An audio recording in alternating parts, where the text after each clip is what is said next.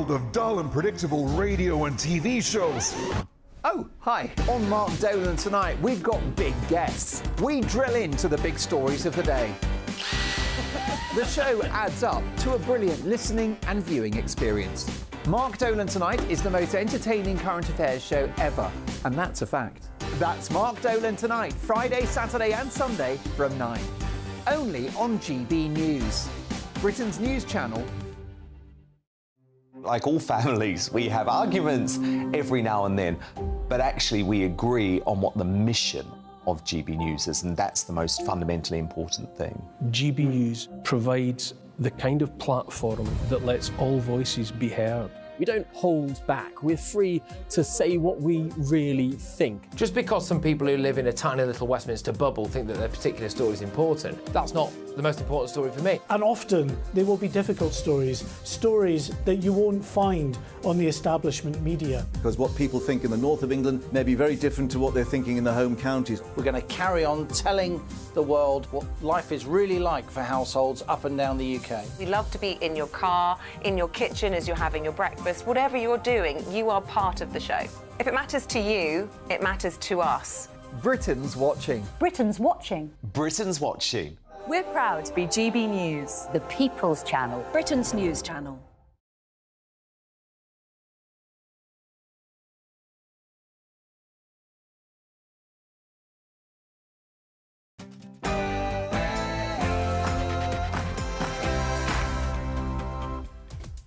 It's 9:30 on Monday, the 7th of August. This is Britain's Newsroom this morning with me, Bev Turner, and Martin Daubney, who stayed to do a second shift. Yeah, sorry about that. If you want to get rid of me, I'm afraid I'm around for a bit longer. So as we come on air, the first set of asylum seekers will be arriving on the Bibby Stockholm barge in Portland. Live pictures on screen there. The first guests will check in today and receive goodie bags containing toiletries, a map, notebooks and pens, plus a phone a friend hotline in case they need a chat. Oh, let us know your response to that. But the government are at the same time said to be drawing up plans to send asylum seekers to the British-owned Ascension Islands, 4,000 miles away from our own coastline, in case the Rwanda plans fall through. We'll have all the details. And the Home Secretary has announced plans to clamp down on landlords and businesses who knowingly house or employ illegal immigrants. But can such laws be enforced, and are the fines big enough? And if you feel that you've been unfairly treated by your employer after posting something on X, which used to be called Twitter, don't worry, the big boss, Elon Musk, will fight your corner, and he will even fund your legal bill. What is that all about? We'll give you the latest.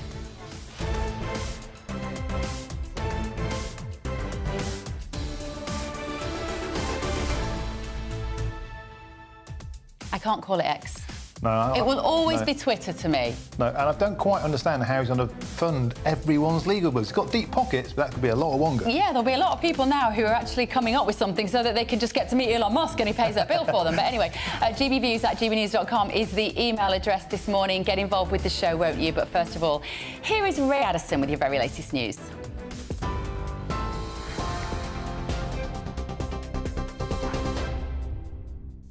Thanks, Bev. Good morning to you all. 32 minutes past 9. Here's the latest.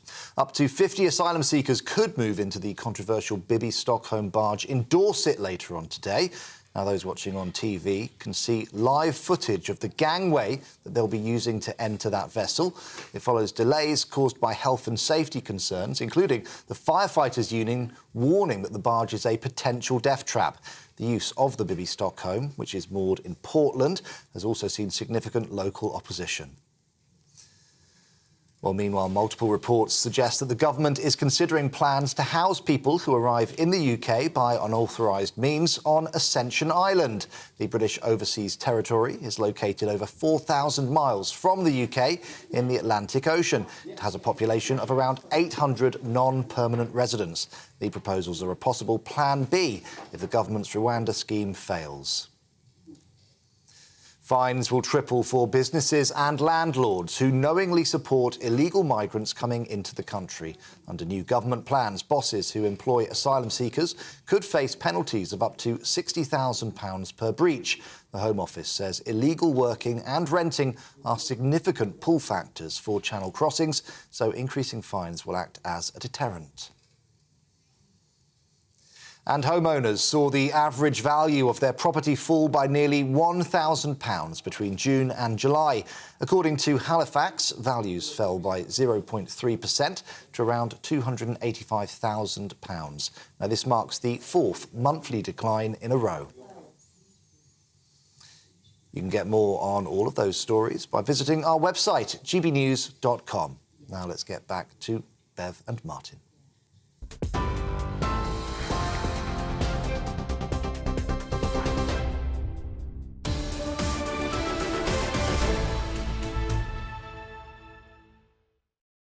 Very good morning, it's 9:34. Thank you for joining me and Martin Daubney this morning on Britain's Newsroom. So the first group of migrants are expected to be housed on the Bibby Stockholm today, despite opposition from local groups. Yeah, the barge set to accommodate 500 male asylum seekers arrived at Portland Harbour last month after being tugged there from Falmouth. It's been widely reported this morning the government are drawing up a plan B in case the Rwanda policy falls through, and that would mean that illegal migrants could be sent to the Ascension Islands in the Atlantic Ocean. So to discuss this with us now is Piers Pottinger.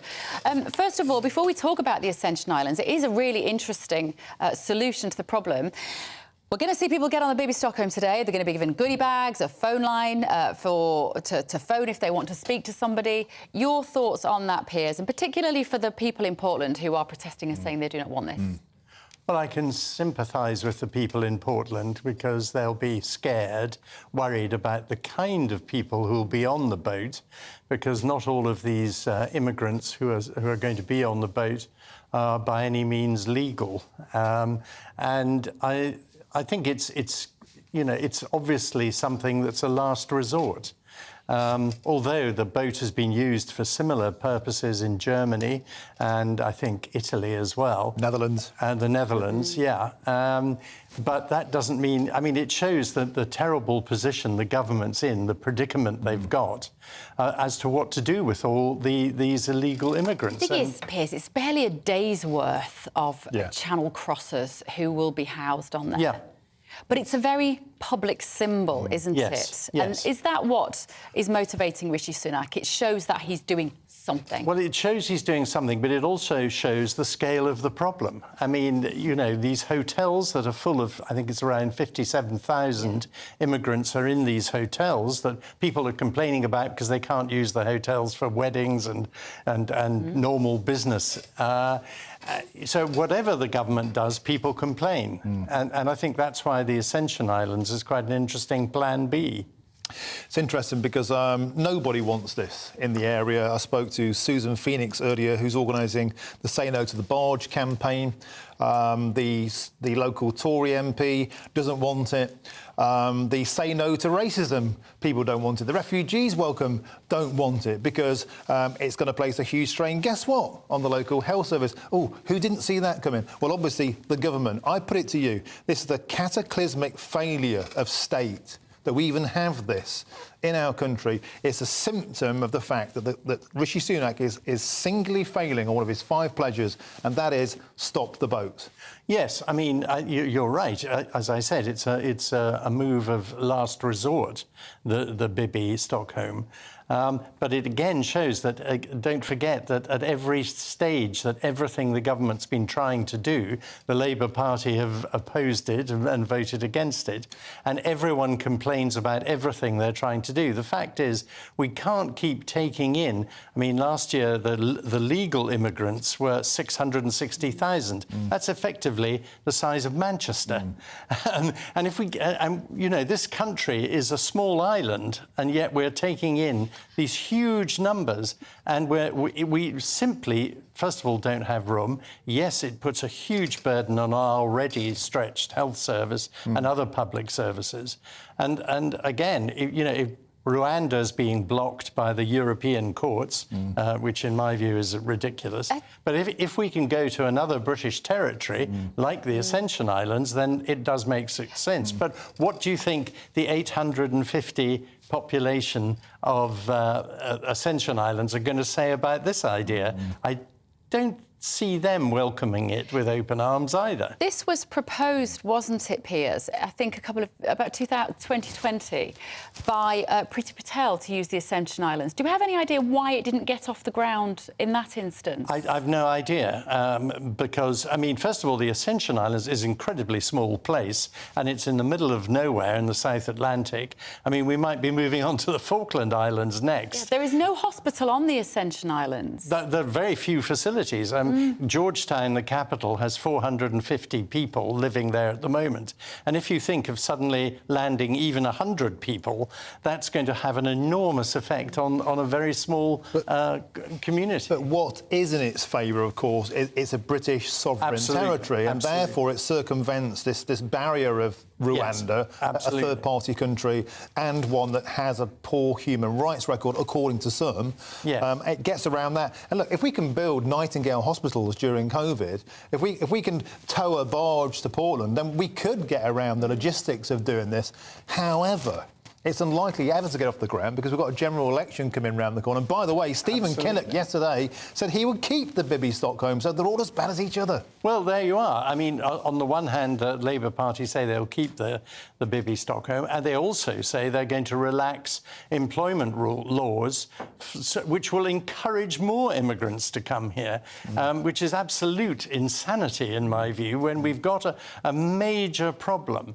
And don't forget, a lot of these immigrants are coming from France, which, as far as I know, is a safe country and a democracy. What I would like to have a little more light shone upon, I think, Piers, is the fees that the government are paying some of these hotels, because that is one of the reasons, the predominant reason why the Bibby Stockholm is being taken into port is because it's cheaper. And I was hearing reports today of some of these hotels, which sometimes are very run down, that you'd charge £50 a night for somebody to stay there. And when the government approaches these hotels, guess what? The price of a room goes up to £250 a night. Why is the government agreeing these sorts of crazy deals that we are paying for? I mean, they're desperate. That's the situation, as Martin said. I mean, the immigration problem is a massive problem affecting all our other services. It's not just about illegal immigrants coming in, because it goes beyond that. And we're paying on, I think it's £6 million a day of government money to these hotels already. And that's a huge amount of money. The government isn't in a position to negotiate because they've got to put these people somewhere. And as so many groups and individual communities don't want them, it's very hard. I mean, you've got an absurd situation where we're obliged to look after these people in a country where the entire population really doesn't want them. But when you think about hotel owners who will be on their yachts this summer because the government is paying 250 quid a night. Precisely. When you put it against that backdrop, actually a barge that is cheaper and that nobody is privately profiteering from, well, somebody will be. It's more of an appealing option, isn't it? And also Serco, 30,000 asylum seekers in private accommodation paid for above market rates by the government. No, by the taxpayer. Absolutely. By the taxpayer, exactly. Right, thank you, Piers, for now. Sticking with the theme of illegal migration, fines are set to triple for employers and landlords who knowingly support illegal immigrants under new rules announced by the Home Office. Yeah, with the biggest shake-up of civil penalties since 2014, the government hopes to target significant pull factors and overhaul Britain's reputation for being soft. So Trevor Kavanagh is a political columnist at The Sun and joins us now. Good morning, Trevor. Great to see you. Just explain to us a little bit about these fines, who they would be focused upon, and what kind of figures are we talking about? Well, we're talking about several thousand pounds a time for those who repeatedly flout the rules about employing known illegal immigrants or failing to carry out proper checks that they could easily do to make sure that they're not illegal immigrants. And repeat offenders will be fined more as they continue to be caught and charged. But the biggest problem here, I think, as in many things to do with immigration, is the policing of it. I mean, these are ideas which could easily have been introduced a long time ago. Why wait now until the election's on the horizon and everyone's frantically trying to prove that they will do something about immigration? Begin to really take these sort of tough measures like the Bibby Stockholm, like these fines on migrants, and like suddenly Ascension Island. It does seem like trying to shut the stable door after the horses are well and truly bolted. Yeah, Trevor, so the sort of numbers involved £45,000 for an illegal worker on their first breach, up from 15 grand. For landlords, it would be £1,000 for the first breach, up to £5,000 or even 10 grand over time. But here's a bitter irony. The biggest landlord of asylum seekers in Britain is the government. It's Serco. And if those people are found to be working illegally, as we saw on GB News, we did a sting at one car wash in Aldershot, what happens? Does the government fine themselves? Well, this is one of the great anomalies of the whole debate. This has been raging now for more than 20 years, with people coming in illegally and indeed legally in very, very large numbers into a country which cannot accommodate them either with housing or health and social care. And suddenly, with an election on the horizon, we're panicking and all the dots don't join up. And as you say, suddenly the government finds itself having to pay a fortune for accommodation or put them on barges which are perhaps psychologically unpopular. But this ranges right across the whole area of government operations and logistics. For instance, just as an aside, heat pumps don't need to cost the thousands of pounds that the government is being charged by them simply because they subsidise the installation. The same applies to such things as illegal immigration. We know who they are. They come into the country and they are allowed to disappear into society and form a sort of a black market, a sort of shadow economy.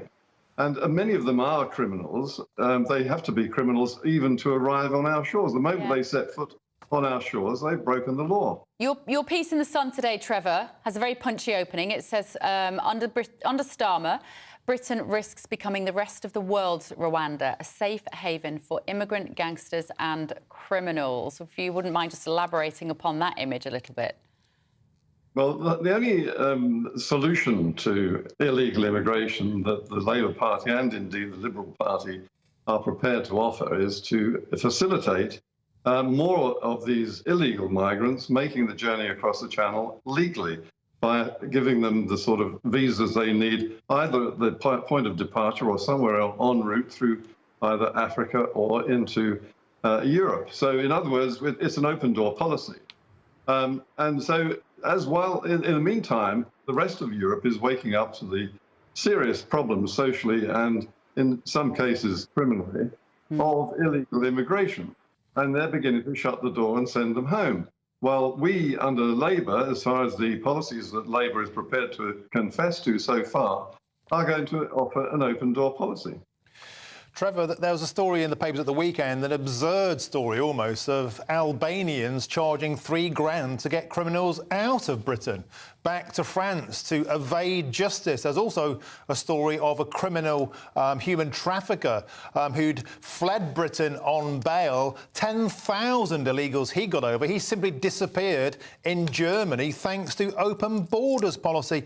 Are we ever going to get a grip on this, or do you think we're so deep in the reeds on this, we're simply going to have to live with open borders? Well, you have to admire the criminals' entrepreneurial inventiveness, don't you? I mean, they are quite quick on their feet. They can spot a gap in the market and how to fill it. Not only do they bring the Albanian criminal gangs here, but they help them to escape once they actually commit a crime and are on the wanted list. I don't think, frankly, that we are going to solve this. We are in a position to solve it simply because we're an island. But the whole of Europe is now waking up too late to the wholesale numbers just pouring into the countries and not necessarily becoming good migrant citizens. I mean, I lived in Australia for some years and I frequently visit family there. So I've seen the changes that have happened in Australia, where you cannot, if you want to live in Australia, you have to apply from the country you are in. And if you arrive in Australia and decide you want to stay illegally, they will send you home and you can reapply from home. These sort of things are soluble. It's the political will that has been lacking for the last 2 decades. Thank you so much for joining us. Trevor Kavanagh there, a very famous world-renowned columnist from the Sun newspaper. Yeah, he's been around forever. He's a legend. No offence, Trevor. You've been around forever. No. You mean... He's been around for decades of fantastic service, but he speaks truth to power. And he's dead right on this, Bev. I just think, you know, that the political will isn't there. They're spineless. Yeah. That's what I think. It's going to. This topic is not going away. Like 3 of our main stories this morning are about this, and we know it's important to you at home. gbviews@gbnews.com is the email address. Let us know what you think. Right now, Sutton Council in South London has come under fire for introducing higher parking charges for people who use cash rather than their mobile app. Sometimes you can't believe the stories you're reading out. Anyway, the council say it's due to the rising cost of providing the machines. Yeah, of course it is. Well, Paul Hawkins is in Sutton for us this morning. Paul, this is just blatant discrimination against people who don't want to always go out with a smartphone in their pockets, isn't it? How are the locals greeting it?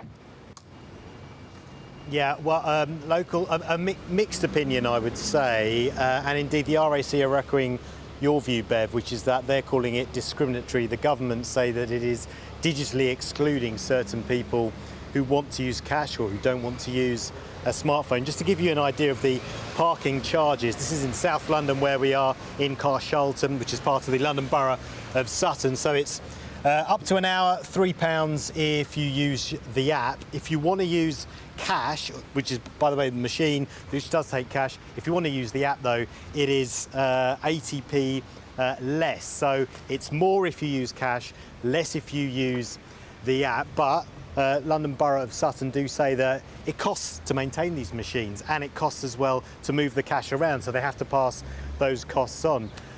They also say that they have some of the lowest parking charges in London, and that there is a phone number that you can call if you don't want to use the app and you want to use your card, and that still gives you the discounted rate. Should be said, though, we were looking for that phone number, and this is where it is. There's the phone number. Just there, you can phone the app, which is called Ringo, and instead you can get the discounted rate without having to use the app. But it is quite small, it has to be said. So that's kind of the state of affairs here in the London Borough of Sutton. And as we were saying, we think that this is one of the first councils, if not the first council, certainly in England, that's giving these kind of different charging rates depending on how you pay. OK, thank you very much, Paul. As you will know at home, thanks, Paul, we have got a campaign, Don't Kill Cash, of which we are very proud. Yep. And at the moment, we have 245,000 signatures. That's right, so just 5,000 more signatures for 250,000. You know what to do. I think there's a QR code. Get on the screen there. If not, go to gbnews.com.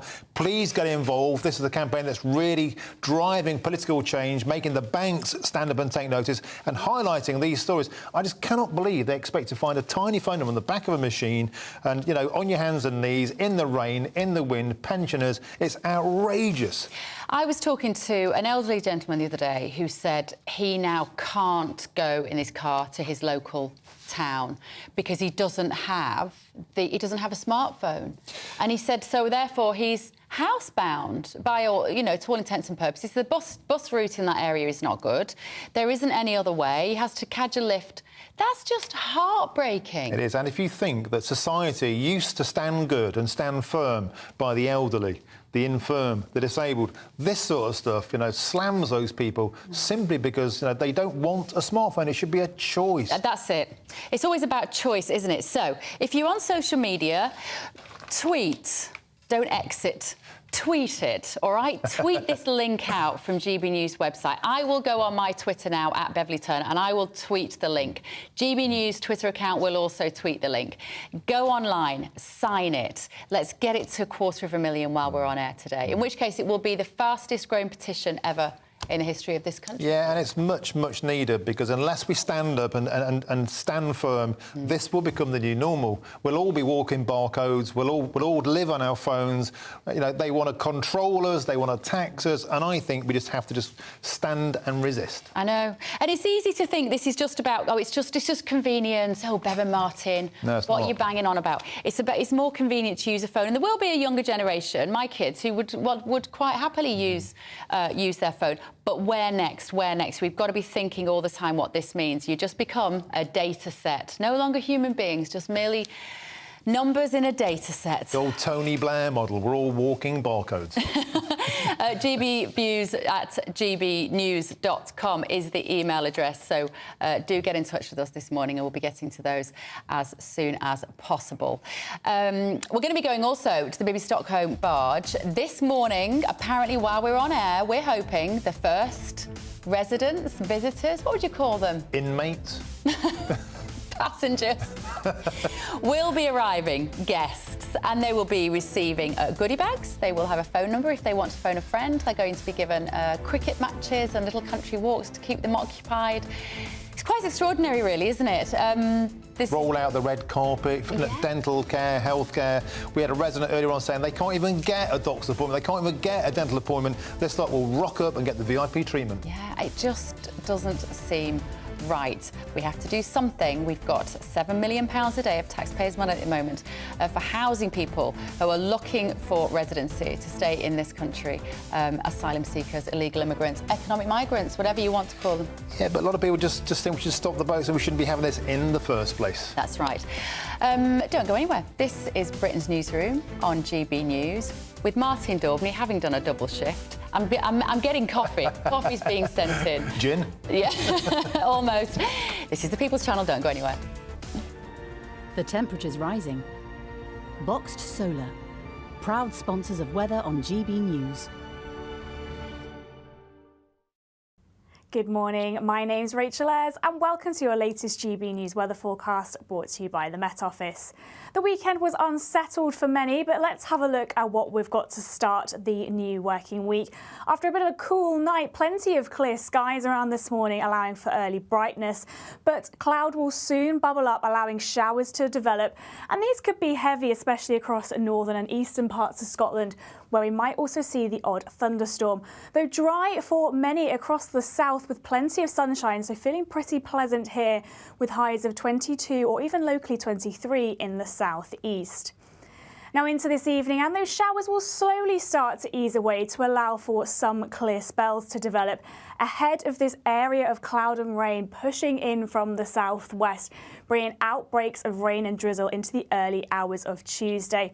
It'll be a clearer night there across Scotland, Northern England and Northern Ireland, where we'll see temperatures dropping quite widely in rural areas into the single figures. Now, throughout the rest of Tuesday, this rain and cloud will erratically make its way eastwards.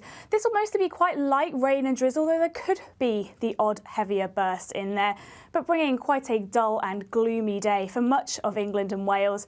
Northern Ireland, Scotland and the far north of England remaining dry and sunny, so feeling pleasant here. Breezy along English Channel coasts, but still seeing highs of 22. The temperature's rising. Boxed Solar, proud sponsors of weather on GB News.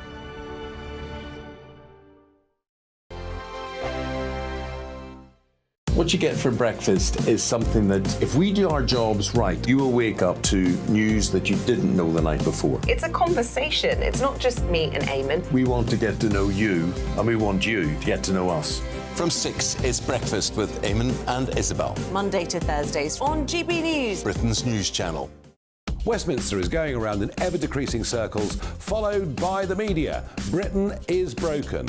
How on earth did we get into this mess? But more importantly, how do we get out of it? Join me at 7 p.m, Mondays to Thursdays on Farage, here on GB News. We will have open, rational debate. We've got to work out how Britain moves forward from this. Join us here on GB News, the People's Channel. Britain is watching. When the news happens, it happens here. And really important breaking news. Breaking news this morning. On TV, radio and online, the news starts here on Britain's Newsroom. All the biggest stories and the answers that you need from across the UK and beyond. Join Britain's Newsroom from 9:30 on GB News. The People's Channel, Britain's news channel. Join me, Patrick Christie's Monday to Friday, 3 till 6. We tackle the day's news agenda like you've never seen before. It's high tempo, high octane, the most controversial topics and the best guests. You will not be able to take your eyes and ears off it. I'm not afraid to ask the questions that you really want answered. 3 till 6 p.m, Monday to Friday on GB News, the People's Channel, Britain's news channel. People in Britain, they love free speech, but they also love fair play. I don't care if I'm speaking somebody from a trade union, from the Labour Party, somebody from the SNP. And I think the viewers like to see that actually we can challenge one another, but in a positive way.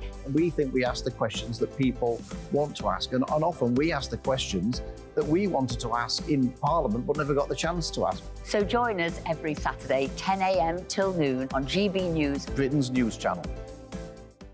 Hi, I'm Dan Wootton. You can watch me live on GB News Monday to Thursday from 9 p.m. And did you know that you can also watch and listen live on our website, gbnews.com.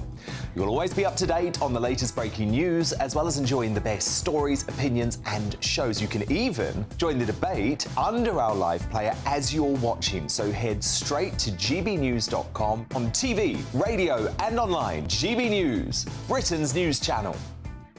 It's all about family, being in people's living rooms, all the interaction and getting to know who our viewers and listeners are. When I was young, my dad used to say, Nana, stop arguing. I wanted an outlet that would enable me to give my opinion.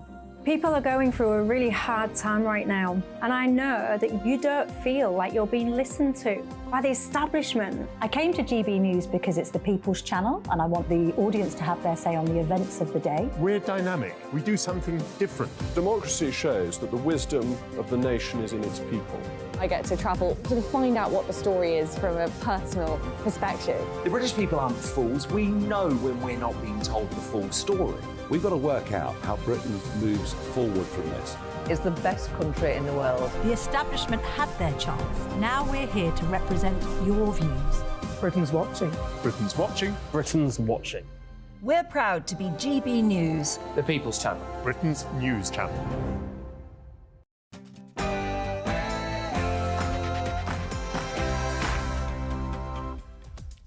Top of the morning, it's 10 a.m. on Monday the 7th of August. This is Britain's Newsroom on GB News with myself, Martin Daubney and Bev Turner. Good morning. Thank you very much for joining us. Now, any moment now, the first set of asylum seekers will be arriving on the Bibby Stockholm barge. The first 20 guests will check in today and receive goodie bags containing toiletries, a map, notebooks and pens, plus a phone a friend hotline in case they need a chat. How the other half live, eh? And government ministers are reportedly drawing up new proposals to deal with illegal migrants if their Rwanda plans fall through, and it involves a British overseas territory 4,000 miles away in the South Atlantic. Plus, the Home Secretary has announced plans to clamp down on landlords and businesses who take on illegal migrants. But can we possibly enforce them? And if you feel you've been unfairly treated by your employer after posting or liking something on X, which used to be called Twitter, don't worry, because the big boss, Elon Musk, will fund your legal bill, allegedly.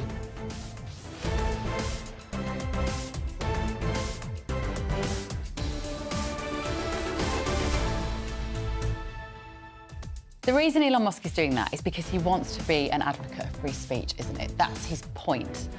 If you get in trouble for saying something online. Either that or it's just a cynical, amazing PR opportunity. And here we are. I mean, how do he pay for it? We walked right into that. But how do he pay for it? He's quite rich. Could be millions of people though, Bev. He's a billionaire. He literally builds spaceships in his spare time. So let us know your thoughts this morning. gbviews@gbnews.com is the email address. First, though, here is Ray Addison with your latest news.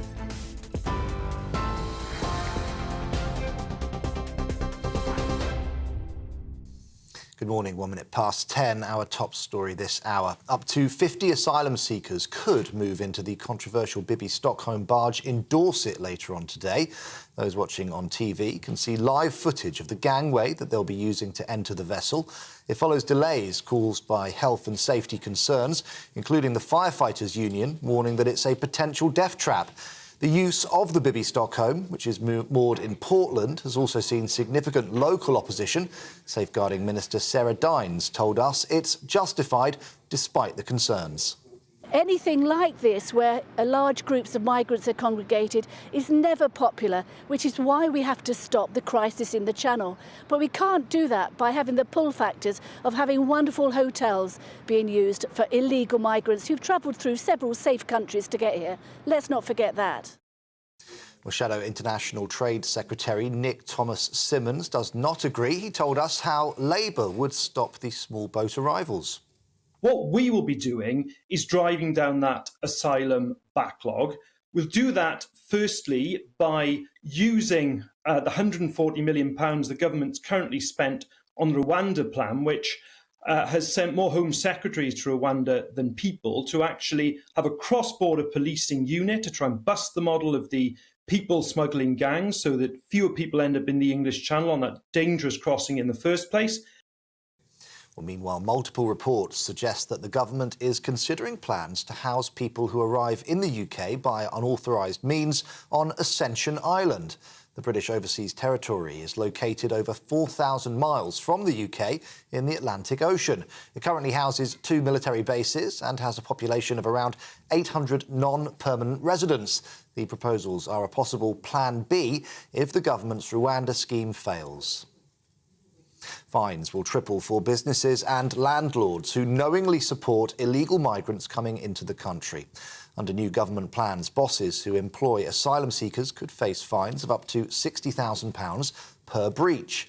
The Home Office says illegal working and renting are significant pull factors for channel crossings, so increasing fines will act as a deterrent. The measures are expected to be in force from the start of next year. Homeowners saw the average value of their properties fall by nearly £1,000 between June and July of this year. According to Halifax, values fell by 0.3% to around £285,000. That's the average. This marks the fourth monthly decline in a row. Meanwhile, annually, house prices dropped by 2.4%. Scientists have started developing new vaccines as an insurance against future pandemics. The work is being carried out at the government's high-security Porton Down lab in Wiltshire. They've drawn up a list of animal viruses which are capable of infecting humans and could potentially spread around the world. Professor Dame Jenny Harries, Chief Executive of the UK Health and Security Agency, says they've learnt lessons from COVID. The laboratories here, it's 2,800 square metres of investment through the Vaccine Task Force, through the UK government during COVID. And so what we're trying to do now is capture that really excellent work from COVID and make sure we're using that as we go forward for any new pandemic threats. And finally, the UK is set to have a brand new transatlantic airline, which is promising lower fares. Global Airlines aims to start operating between Gatwick and New York by the middle of next year before launching flights to LA. The chief exec says people are sick and tired of the way they're treated by existing companies. He's pledging to be better with higher quality services. This is GB News across the UK on TV, in your car on digital radio and on your smart speaker by saying, play GB News. Now let's go back to Martin and Bev.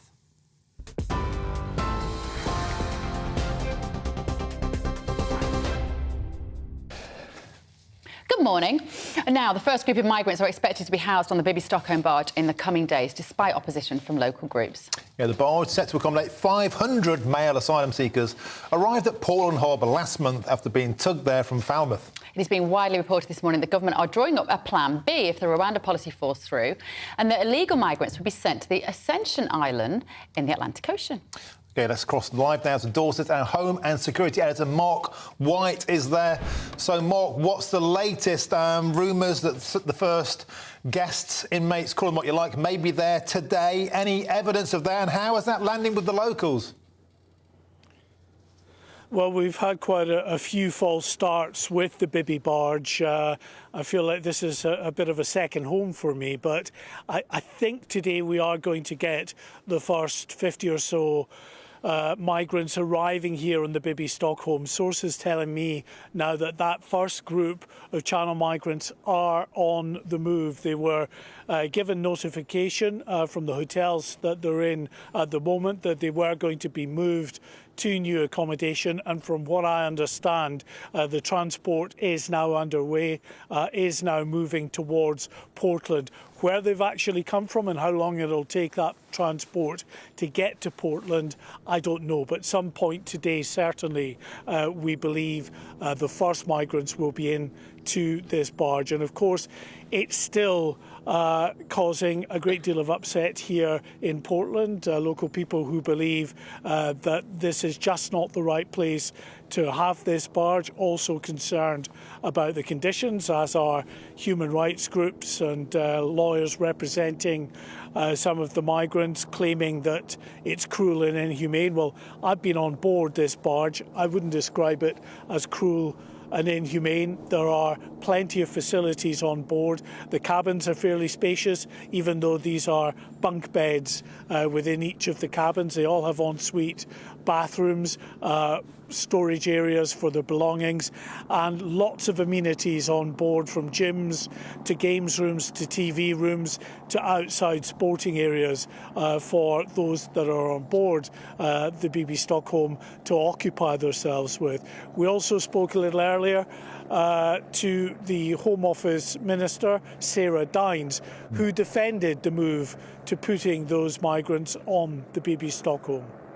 We need to send a message across the world that coming to the United Kingdom illegally doesn't mean you're going to get into a very comfortable hotel. The BB Stockholm is just one of a wide range of measures that we're bringing in to move people out of hotels.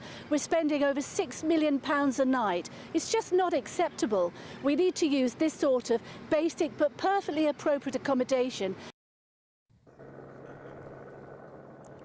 And we have live camera shots now down looking at the area at the entrance to Portland Harbour as we await a busload, the first busload of these migrants. As I say, the breaking news that GBNews can confirm is that those first group of migrants, we believe, are now en route to this location. Quite how long it will take them, we don't know as yet. There's another camera looking at the BB Stockholm barge itself, of course, the gangways up into that barge, so we should be able to get a look at those that are coming here. The first arrivals, 50 or so to begin with, but in the months ahead, that number, the Home Office says, will grow to around 500. Mark, we know that the government tried to curate, where possible, images of asylum seekers landing on our shores. Is today the sort of day where they're opening their arms to the press and saying, come and see what measures we are taking? Or are they being careful about the images in case it depicts us as a soft touch? You know, I think that's a really good point. I've noticed over recent months the way in which the Home Office have been trying to manage access to the arrivals across the English Channel, in the sense that we used to be able to get right down to Dover Harbour. You could see those arriving, coming up the gangway and going into the processing centre there. Well, now they've closed that off. They've moved conveniently to another processing centre that just happens to be at a quay that's not accessible in the harbour. So we're stuck on a cliff top overlooking Dover Harbour, making it much more difficult, especially on days when the visibility isn't as clear, to get the shots of them coming across. However, this is different today. Clearly they want or are not opposed to our cameras being both here and then down towards the front of the harbour, because it gives them that sort of image, if you like, of taking control of this situation, of moving away from these murderously expensive hotels costing £6 million a day into more basic, but they say safe accommodation. So yes, it's a good story for them. You're absolutely right there, Bev. I think this is one that they're not too unhappy about us filming today. OK, thank you, Mark. Fascinating. Mark White there down at Portland. Charlie Rowley is with us this morning, a man who knows about these things. I wanted to ask Mark that question because I can't work out whether today would be... No, let me rephrase that. I think Rishi Sunak sees this as a success story, but I think he's not reading the room, because people see this as us just accommodating greater and greater numbers as opposed to actually fixing the problem. Well, I think hopefully people will see it as a success story where for the first time we've actually been able to intercept people that are trying to come into this country illegally. They're not coming into the shores of the UK. They're not being put up in hotels at the cost of, as Sarah was saying there, the immigration minister from the Home Office, at £6 million a day to the UK. Do you feel you've seen figures of how much this is going to knock off our bill? The Bibby Stockholm, because I don't think I've ever seen any clear auditing of the fact that 50 of them maybe being bussed from their B&Bs this morning, getting a knock on the door, pack your bag, you go into Portland, we're going to give you a goodie bag, and we're going to give you some pens and paper, you're going to have a lovely time, we're going to teach you to play cricket and all sorts of things. That's what we're hearing, but I'm not seeing the figures of how much cheaper this is going to make that bill. Well, there will be a cost, and it will be, I imagine, a significant one, but it's the cost of stopping people coming into the country, it's stopping the continued cost of putting people up in hotels. It's the continued cost that you lose to society because of the illegal immigration that comes into the country, the breakdown within communities. And so it's absolutely vital that I think, it is sending a message that anybody that tries to attempt to come into the UK, you will be detained, you will be put up in places like Bibby Stockholm, and you won't get a free pass into the UK. Charlie, I love you. But come on, mate. This is not a deterrent. That's better than any ferry I ever went on as a kid to France when I used to take my holidays. We never got a room, we never got a gym. We slept on the floor and rolled around with the fag ends on the floor. So this isn't, I think, a deterrent. And also, I think the Bibby Stockholm represents a carbuncle, a stain on Britain. I really, really do. That it's come to this. And also, these people will get VIP health treatment. We had a local on from the Say No to the Barge campaign. You could see them in those shots earlier protesting at the arrival point, saying they can't get a dental appointment for 6 weeks. They can't get a GP appointment for 8 weeks. On board that thing there, they will have VIP healthcare. These people are cheating the system, they're gaming the system, and they're getting to the front of the queue. The Bibby Stockholm, I'll put it to you. I know you're trying to put a positive gloss on this. I think it represents a visual representation of our utter failure to control our borders. Well, I don't disagree. I mean, I think, you're absolutely right. There are people that for too long have gone into the country that have cheated the system, that are, effectively, as you rightly say, getting to the front of our public services. But it's because of the failure over so many years and for whatever reasons, and successive Home Secretaries have tried to sort of grapple with this issue, successive governments have tried to grapple with the issue, and they haven't succeeded. It is exactly why the government, I think, is taking the approach that it is, by having Bibby Stockholm, by obviously continuing the fight in the courts to get Rwanda off the ground, if I can put it like that.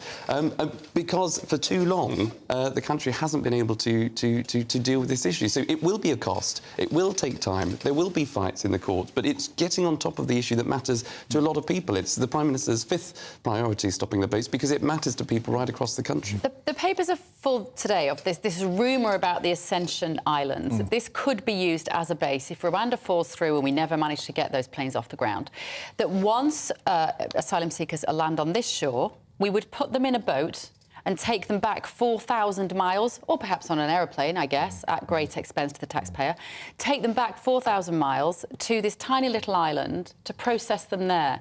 This isn't a new idea, though, is it? This was under Priti Patel originally, I think, 2020. That's absolutely right. It's not the first time we've heard this. It comes up sort of periodically. And look, it's the government, whether it's something the government's actually considering, whether it's something as an alternative to Rwanda or something that will accompany the Rwanda scheme, it's something that I think, is out there to make sure that, the government are trying to find ways of dealing with this problem. They're coming up with ideas, whether they work, whether they don't. But because, just to your point again, Martin, it is a number one issue for people in this country, and the government has, successive governments have failed to get a grip on it. So all ideas are welcome at this stage, but it's just making sure that you can have the tools at your disposal to deal with it. I would say, in its merit, it's a British sovereign territory, so therefore we're allowed to take people there without having to worry about the human rights issues of a third-party country and all of that. There are scant few resources there, but we showed where there's a will, like during COVID, we built Nightingale hospitals out of thin air overnight, so we could build facilities there. But it won't happen, will it? It won't happen for a number of reasons. First of all, the lawyers and the same old refuseniks, the cronies, Keir Starmer's lawyers, everybody will go full gung-ho against it, irrespective of its merits. And secondly, we're coming towards a general election, which seems at the moment to be blowing towards a Labour government. That may or may not happen. But the Labour Party said they agree with Bibby Stockholm. They don't have any ideas either. So without being too downbeat, can any of them stop this, or are we just now having to deal with the fact we are an open borders nation?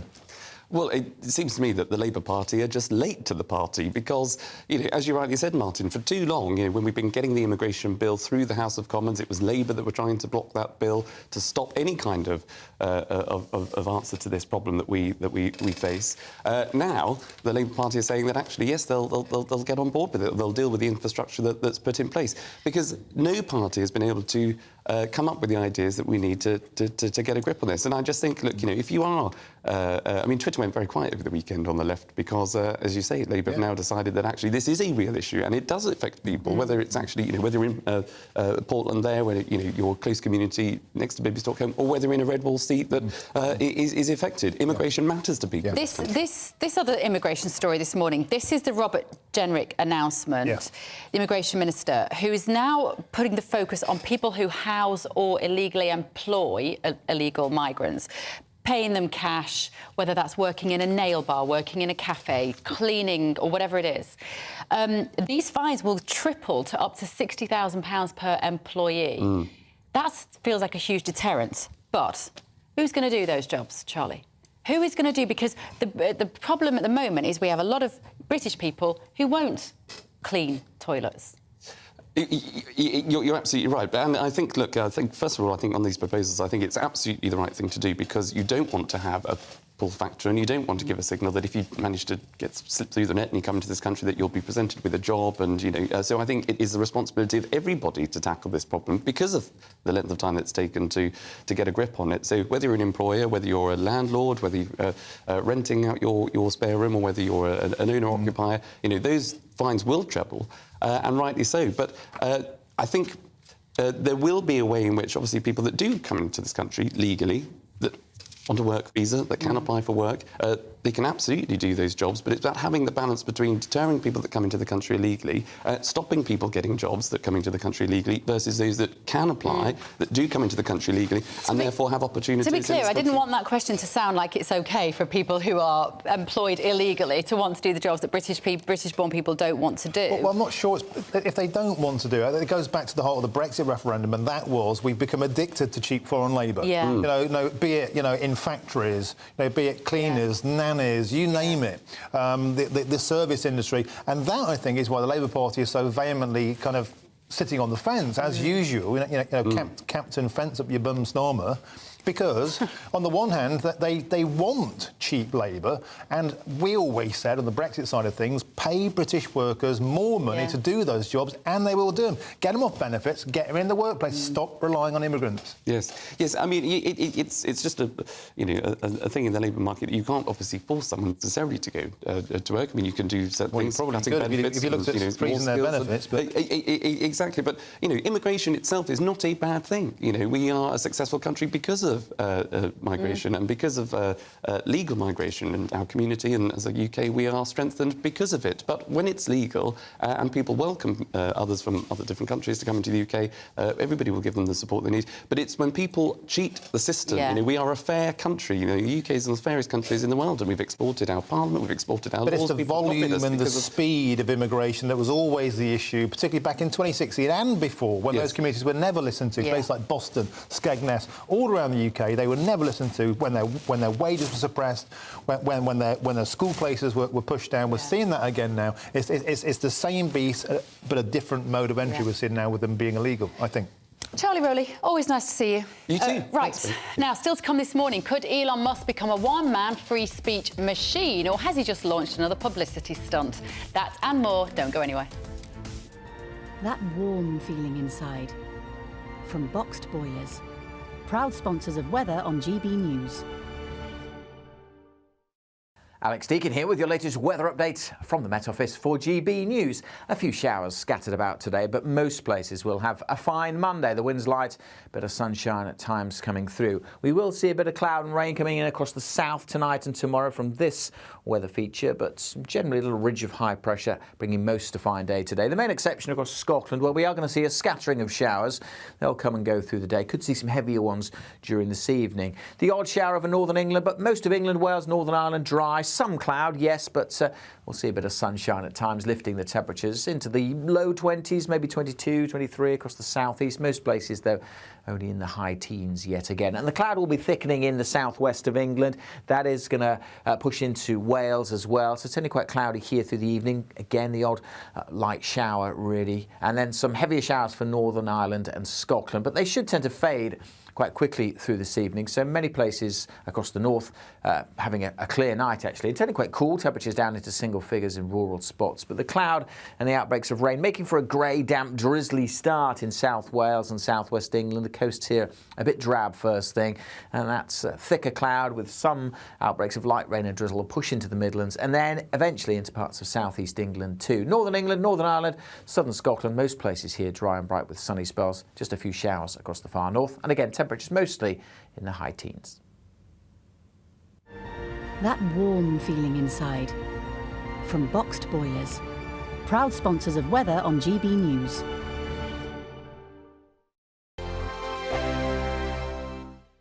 The Live Desk with me, Mark Longhurst. And me, Pip Thompson. It's here Monday to Friday on GB News. From Midday, we'll bring you the news as it breaks, whenever it's happening and wherever it's happening, from across the UK and around the world. Refreshing, feisty, but with a bit of fun too. If it matters to you, we'll have it covered on TV, radio and online. Join the Live Desk on GB News, the People's Channel, Britain's news channel.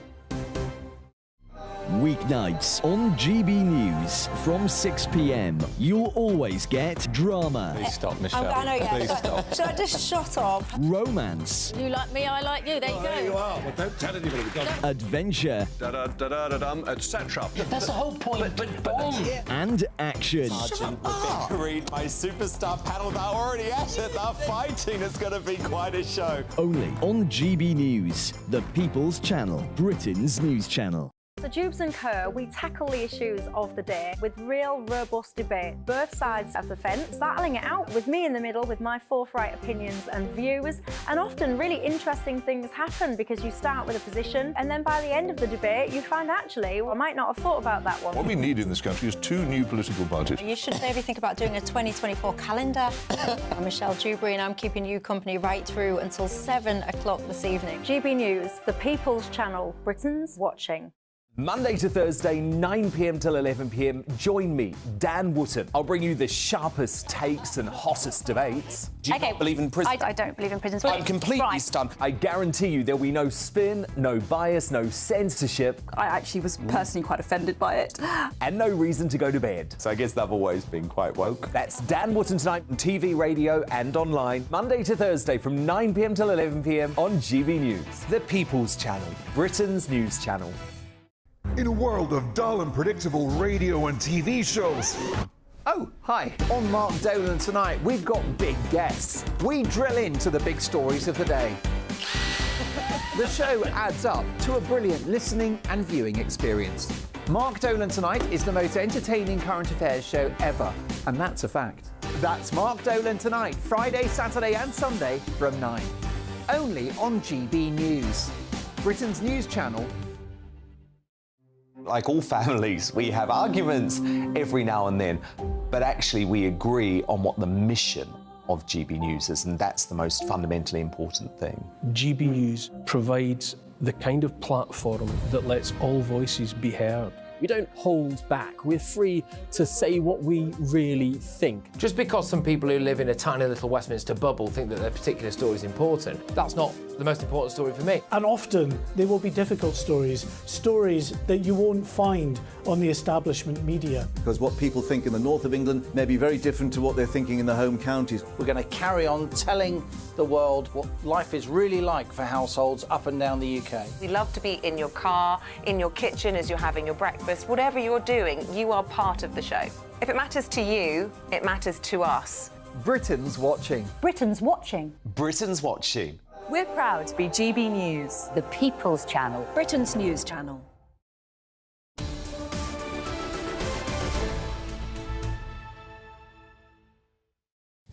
Good morning, it's 10:26. I've got Martin Daubney by my side this morning, the hardest working man on GB News. God. What time did you get up this morning? I was up at 3 o'clock this morning. I was in here at 4:15, done the breakfast slot, all over the stories, and I'm all full of caffeine, so I'm talking too much, Bev. Just give me a little kick. Don't worry. Andrew Pearce was going to be here this morning. He is unwell. Get well, Andrew. If you're watching at home, rest up. We are waiting for a big story this morning.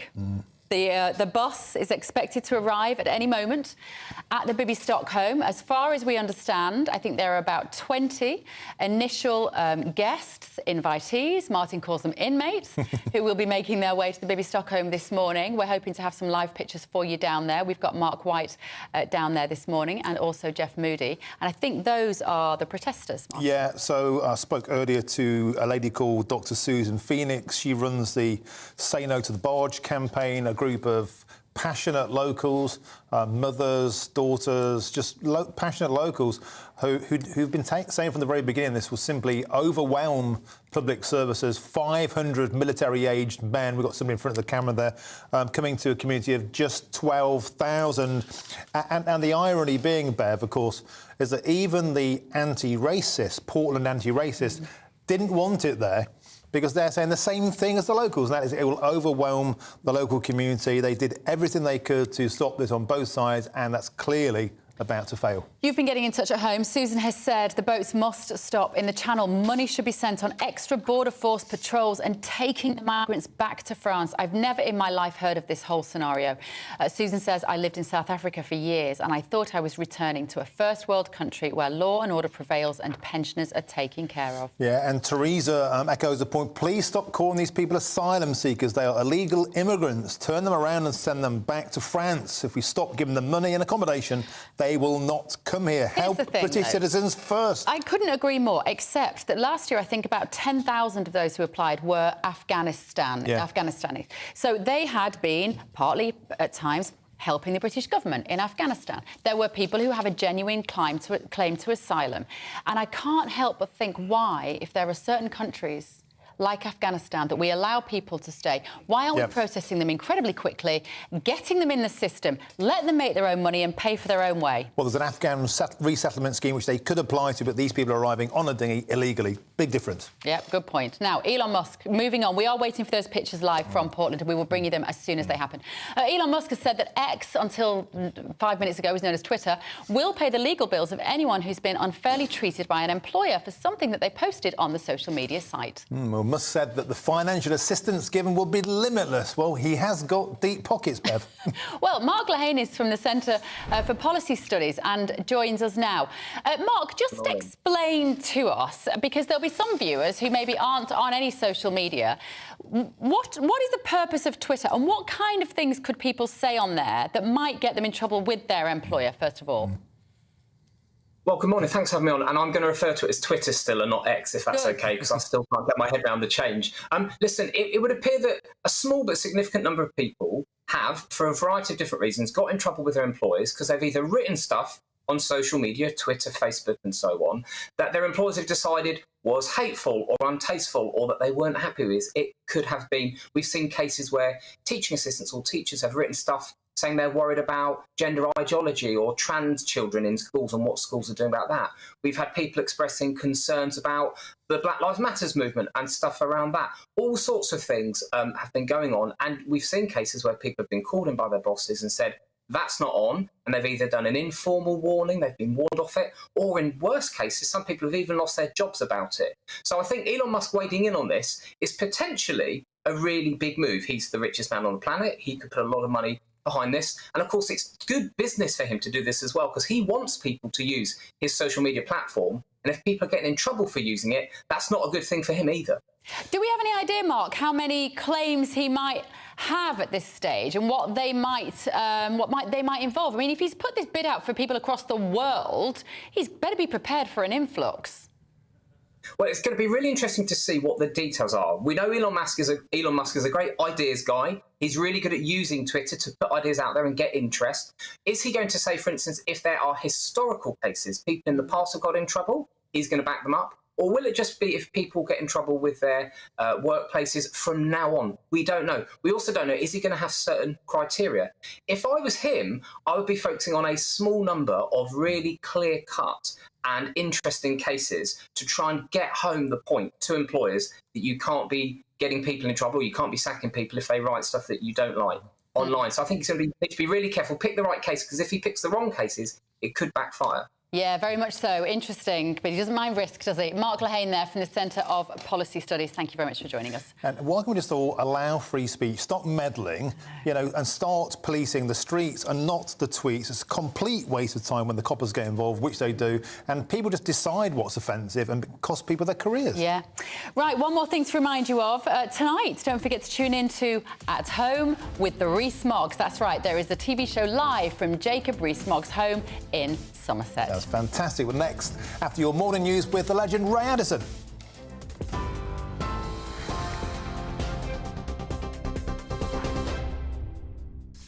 Good morning. 32 minutes past 10. Here's the latest. Our top story. Up to 50 asylum seekers could move into the controversial Bibby Stockholm barge in Dorset later on today. Now, those watching on TV can now see live footage of the entrance to Portland Port, where the migrant transport is expected to arrive. And this here now is the gangway of the Bibby Stockholm that they'll be using to enter the vessel. Of course, it follows delays caused by health and safety concerns, including the Firefighters Union warning that the barge is a potential death trap. The use of the barge has also seen significant local opposition. Well, meanwhile, multiple reports suggest the government is considering plans to house people who arrive in the UK by unauthorised means on Ascension Island. The British Overseas Territory is located over 4,000 miles away in the Atlantic Ocean. It has a population of around 800 non-permanent residents. The proposals are a possible Plan B if the government's Rwanda scheme fails. Fines will triple for businesses and landlords who knowingly support illegal migrants coming into the country. Under new government plans, bosses who employ asylum seekers could face penalties of up to £60,000 per breach. The Home Office says that illegal working and renting are significant pull factors for channel crossings, so increasing fines should act as a deterrent. And homeowners saw the average value of their property fall by nearly £1,000 between June and July. According to Halifax, values fell by 0.3% to an average of around £285,000. It marks the fourth monthly decline in a row. You can get more on all of those stories by visiting our website, gbnews.com.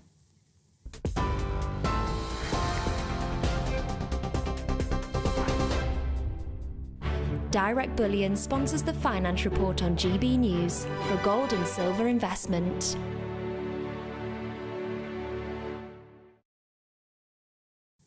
Here's a quick snapshot of today's markets. The pound will buy you $1.2731 and 1.1601 euros. Price of gold, £1,521 and 0 pence per ounce. And the FTSE 100's at 7,525 points. Direct Bullion sponsors the Finance Report on GB News, investments that matter. Still to come this morning, have you ever heard of technological domestic abuse? We'll tell you what it is and why MPs are warning us all about it. Stay with Britain's Newsroom here on GB News. What you get for breakfast is something that, if we do our jobs right, you will wake up to news that you didn't know the night before. It's a conversation. It's not just me and Eamon. We want to get to know you, and we want you to get to know us. From 6, it's Breakfast with Eamon and Isabel. Monday to Thursdays on GB News, Britain's news channel. Westminster is going around in ever-decreasing circles, followed by the media. Britain is broken. How on earth did we get into this mess? But more importantly, how do we get out of it? Join me at 7 p.m, Mondays to Thursdays on Farage, here on GB News. We will have open, rational debate. We've got to work out how Britain moves forward from this. Join us here on GB News, the People's Channel. Britain is watching. When the news happens, it happens here. And really important breaking news. Breaking news this morning. On TV, radio and online, the news starts here on Britain's Newsroom. All the biggest stories and the answers that you need from across the UK and beyond. Join Britain's Newsroom from 9:30 on GB News. The People's Channel, Britain's news channel. Join me, Patrick Christie's Monday to Friday, 3 till 6. We tackle the day's news agenda like you've never seen before. It's high tempo, high octane, the most controversial topics and the best guests. You will not be able to take your eyes and ears off it. I'm not afraid to ask the questions that you really want answered. 3 till 6 p.m, Monday to Friday on GB News, the People's Channel, Britain's news channel. People in Britain, they love free speech, but they also love fair play. I don't care if I'm speaking somebody from a trade union, from the Labour Party, somebody from the SNP. And I think the viewers like to see that actually we can challenge one another, but in a positive way. We think we ask the questions that people want to ask, and often we ask the questions that we wanted to ask in Parliament but never got the chance to ask. So join us every Saturday, 10 a.m. till noon on GB News, Britain's news channel. Hi, I'm Dan Wootton. You can watch me live on GB News Monday to Thursday from 9 p.m. And did you know that you can also watch and listen live on our website, gbnews.com?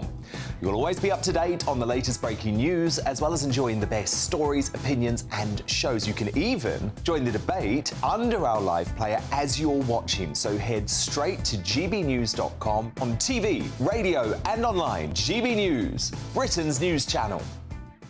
It's all about family, being in people's living rooms, all the interaction and getting to know who our viewers and listeners are. When I was young, my dad used to say, "Nah, stop arguing." I wanted an outlet that would enable me to give my opinion.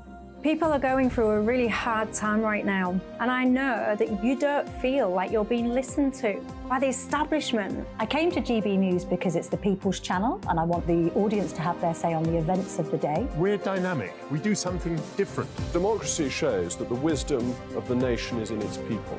I get to travel to find out what the story is from a personal perspective. The British people aren't fools. We know when we're not being told the full story. We've got to work out how Britain moves forward from this. It's the best country in the world. The establishment had their chance. Now we're here to represent your views. Britain's watching. Britain's watching. Britain's watching. We're proud to be GB News, The People's Channel, Britain's news channel.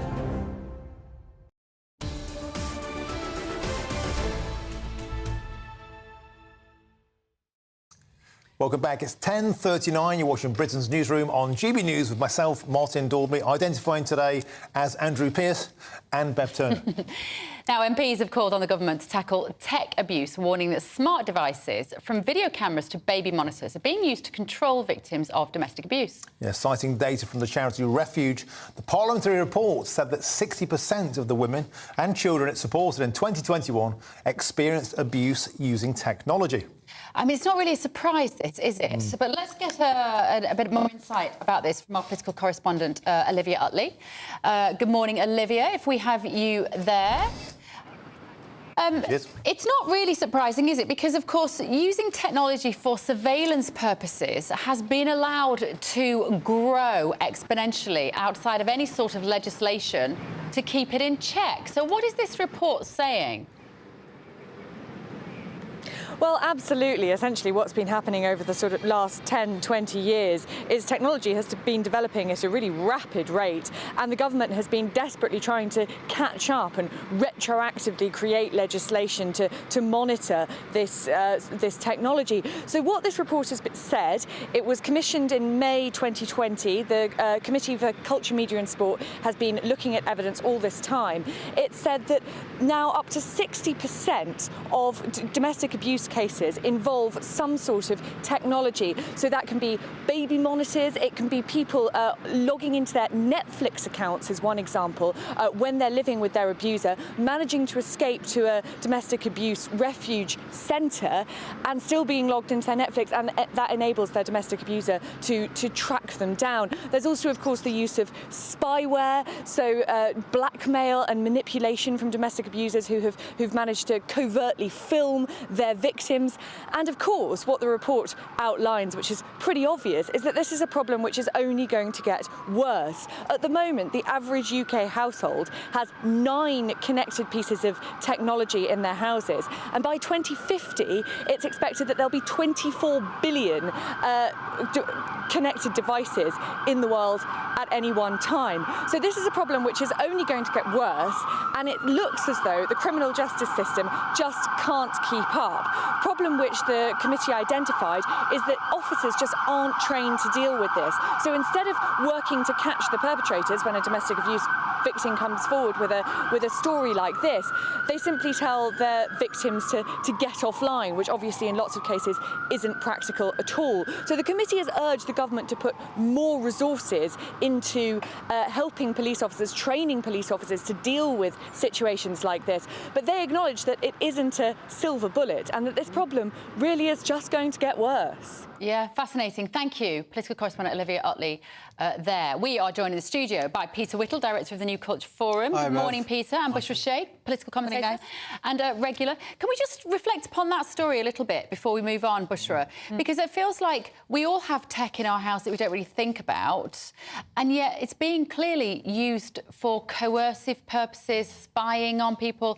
I don't think this is just women that will be victims of this. There will also be women who are spying on their other halves as well. Yeah. We've sleptwalked into this problem, haven't we? Yeah, totally. The thing is, what's really difficult to understand about this is that we still need that technology. If you've got children in the house, you're going to have those gadgets in the house to protect your child as well. And unfortunately, you are going to have individuals that are going to use this to their advantage. The question isn't about should we stop using it. It's about what process and facilities have we got to safeguard people who are going to be, spied upon. Spied on by their partners, and this is happening. So maybe the police force need to tackle this now. Well, I mean, the problem is tech moves so quickly. Yes. And whenever we get a new tech, there's a new way of it being used in a nefarious manner. The thing that really got me, do you remember the Apple AirTag? Yes. So the Apple AirTag is a device that was meant to be, I've lost my suitcase. Oh, there it is. What was happening is that a lot of men were putting it in their ex's car behind the number plates, things like that. They're able to watch them in real time, as like a GPS James Bond style gadget. So my point is, wherever a new thing comes out, there's a wrong one who's going to abuse it. Yes, this is like sort of humanity plus technology equals problem in a way. I mean, I don't quite know how on earth you would get round this. I mean, when you say spying on their partners, I mean, presumably not happily partnered people would do this. Well, I guess that what this report is saying, that women who are in abusive relationships cannot escape the prying eyes of their partners, and that can be deeply uncomfortable. When you see, I'm really uncomfortable with the police being in my house, with the state being in my house, with the law being inside my house. I want as little of that as possible. And so, in a way, I listen to this story and I think all we can do is take personal responsibility. Yeah, or get the gadgets out of your house. That's what I mean. Turn off your devices. But it's a mess. Let us know what you think. gbviews@gbnews.com. I don't know what the solution is. Right, let us talk, Peter, about this main story we're talking about today, the Bibi Stockholm. People will be arriving on the boat this morning. We will bring you those pictures live if you are listening and watching at home. Is this a good news day for the government once people start walking up that gangway? Not really, no. I mean, I find this all very, very depressing. I mean, obviously, today we've had the news as well about Ascension Island being considered now as a kind of backup plan, which actually, the Ascension Island point is actually a very good one. In fact, the New Culture Forum has been calling for this. My senior colleague, senior fellow there, Rafe Hadelman-Koo, who you might know, was talking about this very thing on Saturday. That is a far more plausible plan. But the problem with this is that people now feel that this is entirely window dressing with election in maybe a year's time, just over a year's time. If this was such a good idea, why did they not come up with it, well, actually 13 years ago? I mean, we're now having, I think it's about 15,000 illegals already this year. We're sort of on course to have another record. And I think that really what it comes down to, Bev, is that people just don't want these people here. Right? It's as simple as that. But this is seen as a triumph. Is how are we dealing with them? I mean, how not are we stopping them, but how are we dealing with them? And it's a completely different argument. People want to know how you're going to stop it, Yeah, isn't that the point, Bushra? What we have is a government singularly, provably and openly failing to take back control of our borders, which was an electoral pledge in every election since 2010 for the last 13 ruddy years. Yeah. And now they can't stop it. They're just throwing out these, what I feel are like gimmicks, to try and make it seem like they're doing something about it. But the root cause of the problem, Peter, you've nailed it. They're not stopping the arrivals. No. It's just a case of where we put them and how much it costs. Yeah, Peter's right with this as well. They've had 13 years to figure out a plan, what that's going to look like.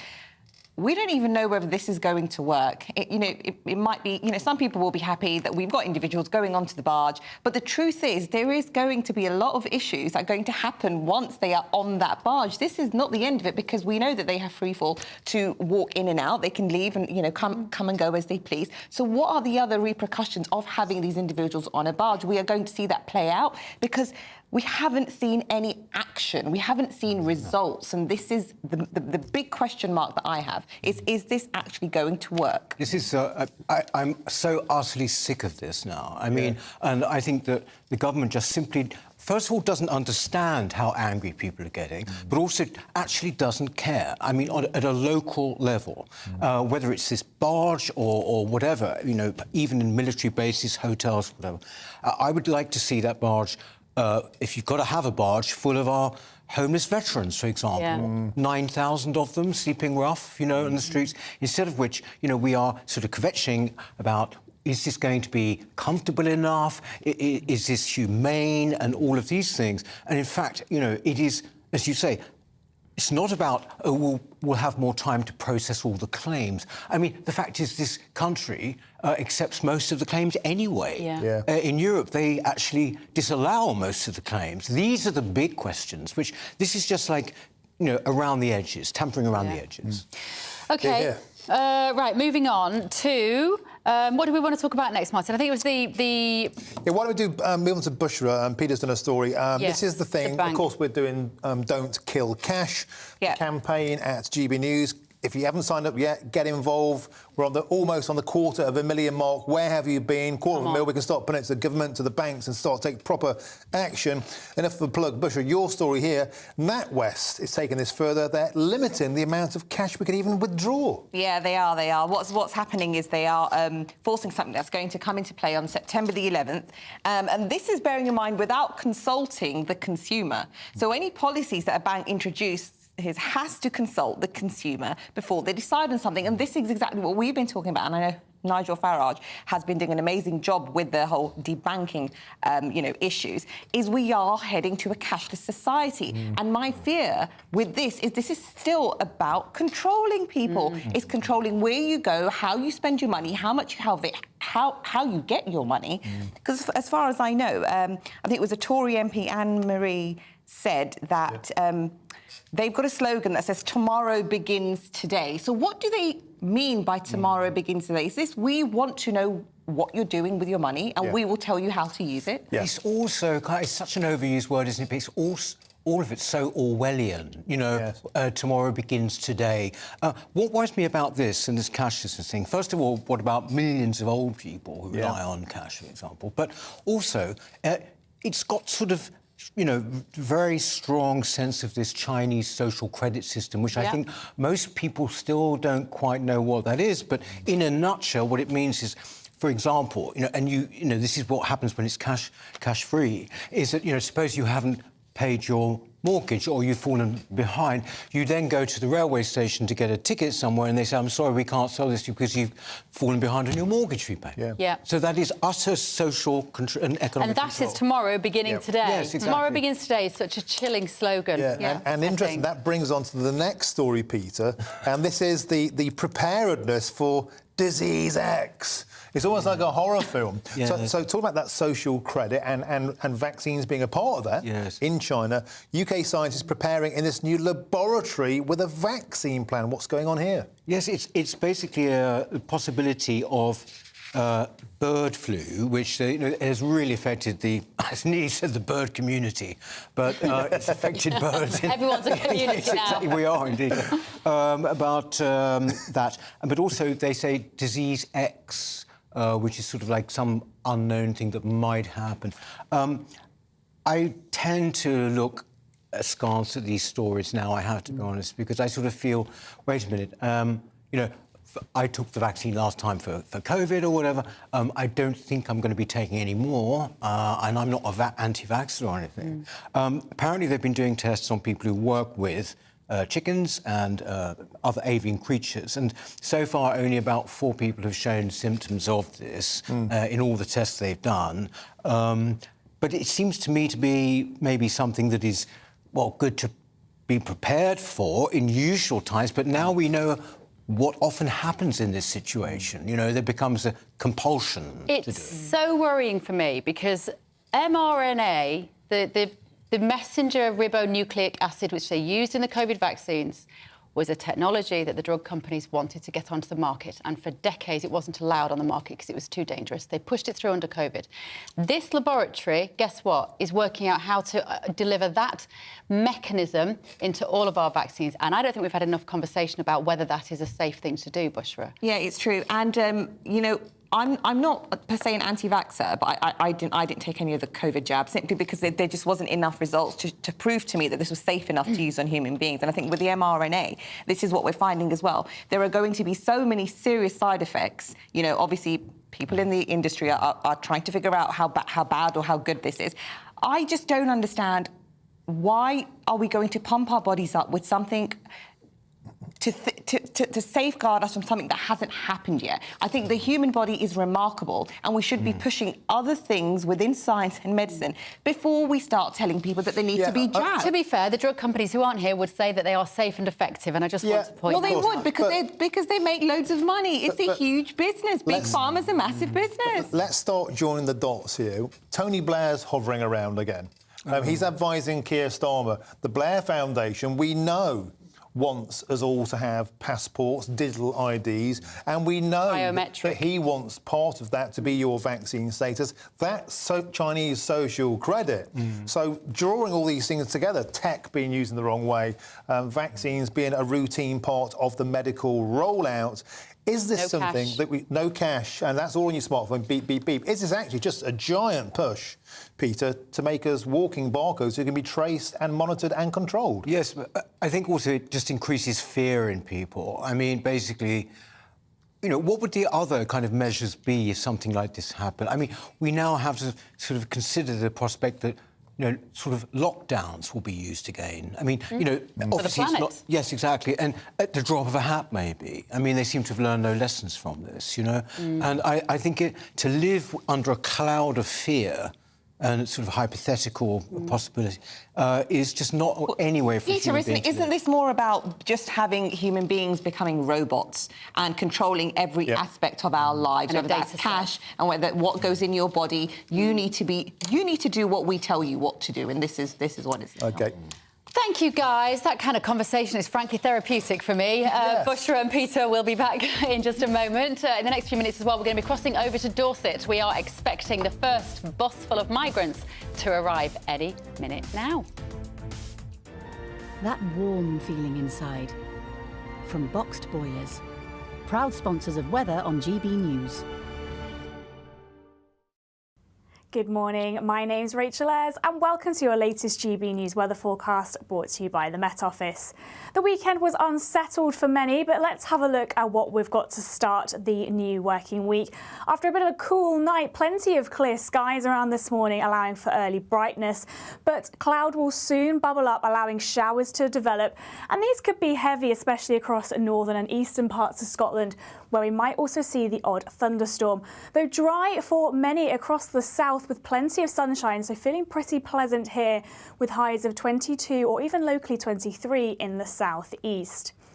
Now into this evening, and those showers will slowly start to ease away to allow for some clear spells to develop ahead of this area of cloud and rain pushing in from the southwest, bringing outbreaks of rain and drizzle into the early hours of Tuesday.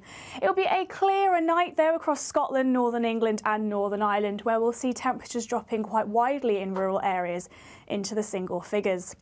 Now, throughout the rest of Tuesday, this rain and cloud will erratically make its way eastwards. This will mostly be quite light rain and drizzle, though there could be the odd heavier burst in there, but bringing quite a dull and gloomy day for much of England and Wales.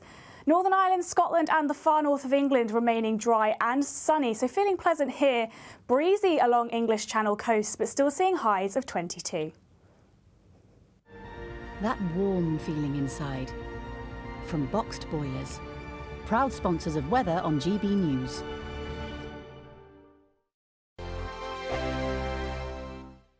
The Live Desk with me, Mark Longhurst. And me, Pip Thompson.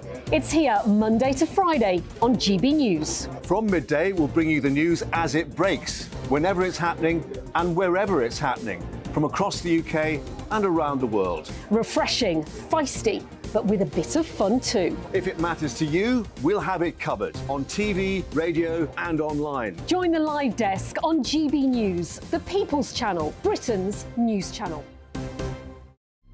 Weeknights on GB News from 6 p.m. You'll always get drama. Please stop, Michelle. I know, yeah. Please stop. Should I just shut up? Romance. You like me, I like you. There you go. There you are. Well, don't tell anybody. Adventure. Etc. That's the whole point. But And action. Sergeant, the Vickery, my superstar panel, they're already at it. They're fighting. It's going to be quite a show. Only on GB News, the People's Channel, Britain's news channel. So Jubes and Kerr, we tackle the issues of the day with real robust debate, both sides of the fence, battling it out with me in the middle with my forthright opinions and views. And often really interesting things happen because you start with a position and then by the end of the debate you find actually, well, I might not have thought about that one. What we need in this country is 2 new political parties. You should maybe think about doing a 2024 calendar. I'm Michelle Dewberry and I'm keeping you company right through until 7 o'clock this evening. GB News, the People's Channel, Britain's watching. Monday to Thursday, 9 p.m. till 11 p.m. Join me, Dan Wootton. I'll bring you the sharpest takes and hottest debates. Do you not believe in prison? I don't believe in prisons. I'm completely stunned. I guarantee you there'll be no spin, no bias, no censorship. I actually was personally quite offended by it. And no reason to go to bed. So I guess they've always been quite woke. That's Dan Wootton tonight on TV, radio and online. Monday to Thursday from 9 p.m. till 11 p.m. on GB News. The People's Channel, Britain's news channel. In a world of dull and predictable radio and TV shows.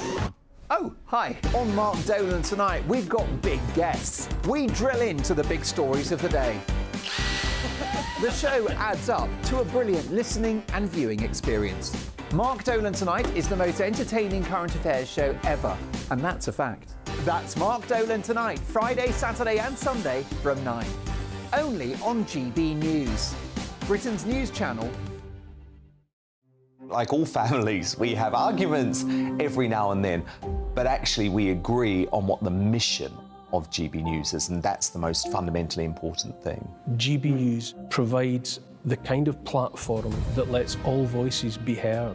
We don't hold back. We're free to say what we really think. Just because some people who live in a tiny little Westminster bubble think that their particular story is important, that's not the most important story for me. And often they will be difficult stories, stories that you won't find on the establishment media. Because what people think in the north of England may be very different to what they're thinking in the home counties. We're going to carry on telling the world what life is really like for households up and down the UK. We love to be in your car, in your kitchen as you're having your breakfast. Whatever you're doing, you are part of the show. If it matters to you, it matters to us. Britain's watching. Britain's watching. Britain's watching. We're proud to be GB News, the People's Channel, Britain's news channel.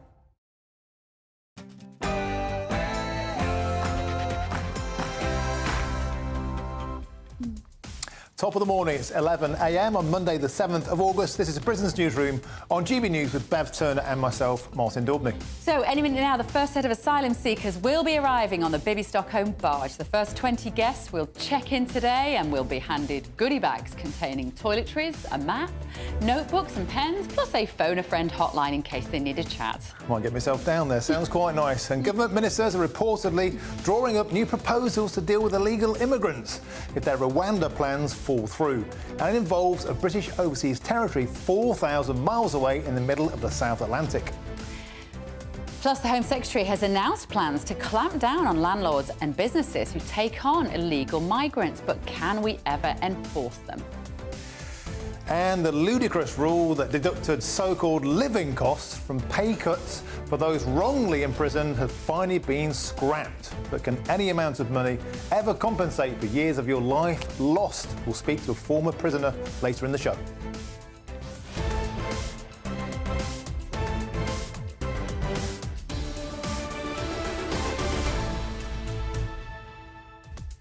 That story about the prisoner is amazing. Who knew? So if you were wrongly imprisoned for a crime and you spent, say, 16 years in prison, when you come out, and they'll pay you some money for the injustice, but they'll take off your bed and board. It's astonishing that if you go to prison and you're guilty, you don't pay back for your food and lodgings. If you go to prison and you're not guilty, they say, well, let's have, you had a croissant, you had porridge. It's insane. It's crazy. Luckily, it looks like this rule has been rescinded now. So we're going to be talking to a former prisoner about why that was ever allowed in the first place. Let us know your thoughts this morning, gbviews@gbnews.com. But first of all, Ray Addison with your latest news.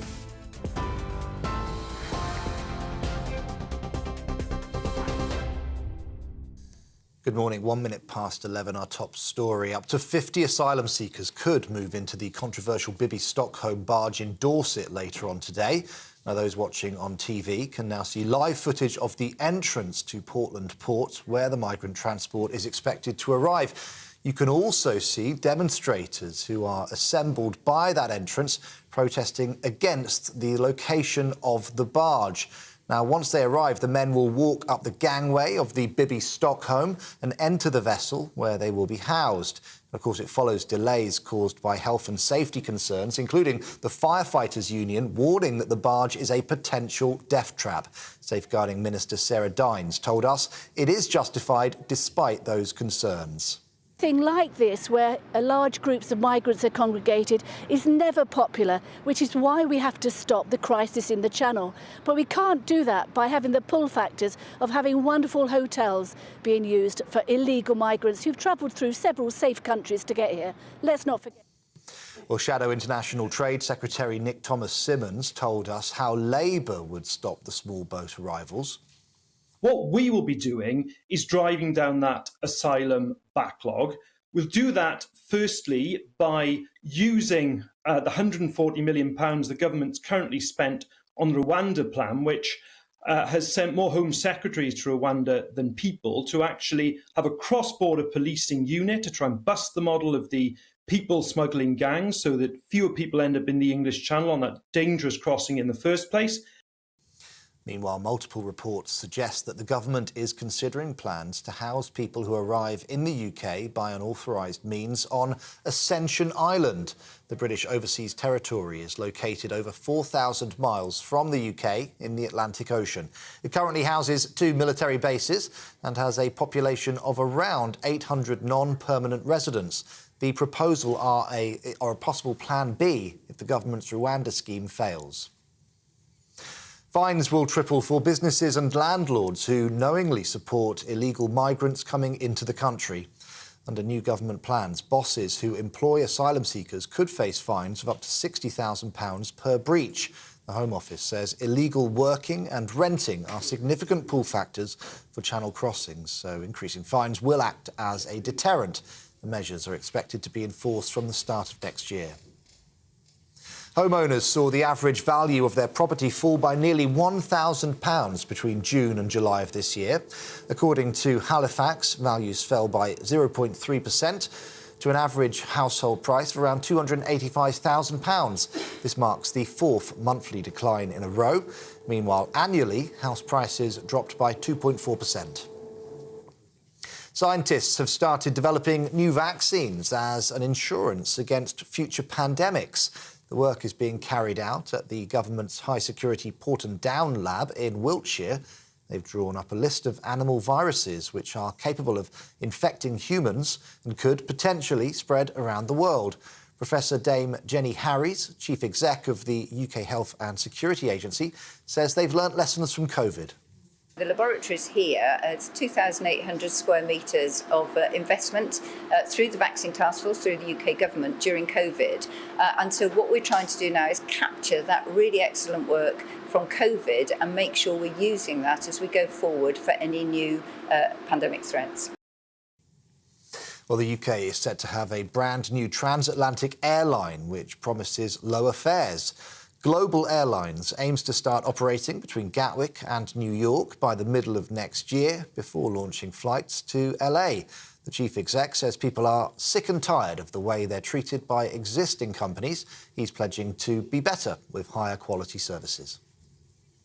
This is GB News. Across the UK on TV, in your car, on digital radio and on your smart speaker by saying play GB News. Now let's get back to Martin and Bev.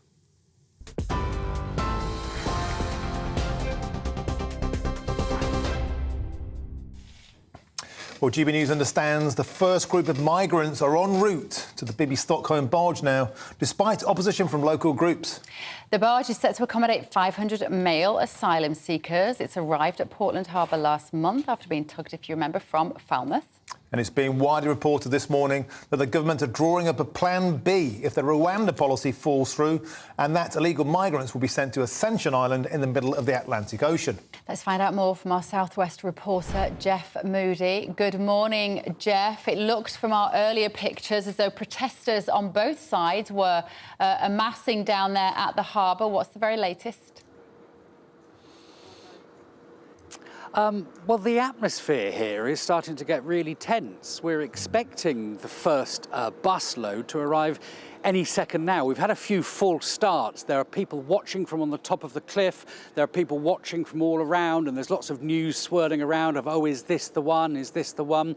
There's a news helicopter overhead, which is giving us regular updates. We're not sure when it's going to arrive, but it is due to arrive immediately. There aren't any protests here. What there is a group of people over here who are mainly from the Stand Up to Racism group. They've got big welcome banners. They're not pointing our way because they want to show the welcome banners to the bus as it comes past. On the other side, you can see, if Sat, our camera woman, turns round, you can see the police there at the entrance to the port, waiting for the bus to arrive. And then on the top of the cliff, that's where the protesters from the other group, the No to the Barge group, is based. They felt that it wasn't appropriate for them to be here right now because this isn't really a message about not welcoming these individual people.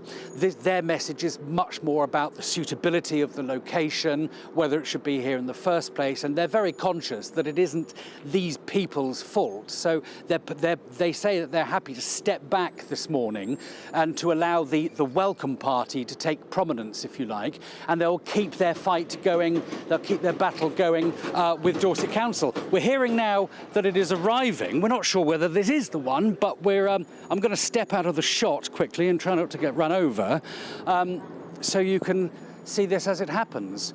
It's a blacked out bus. The welcome banner there stepping onto the road. Again, we're not sure if these are the refugees, but we think they are. It's certainly looking that way.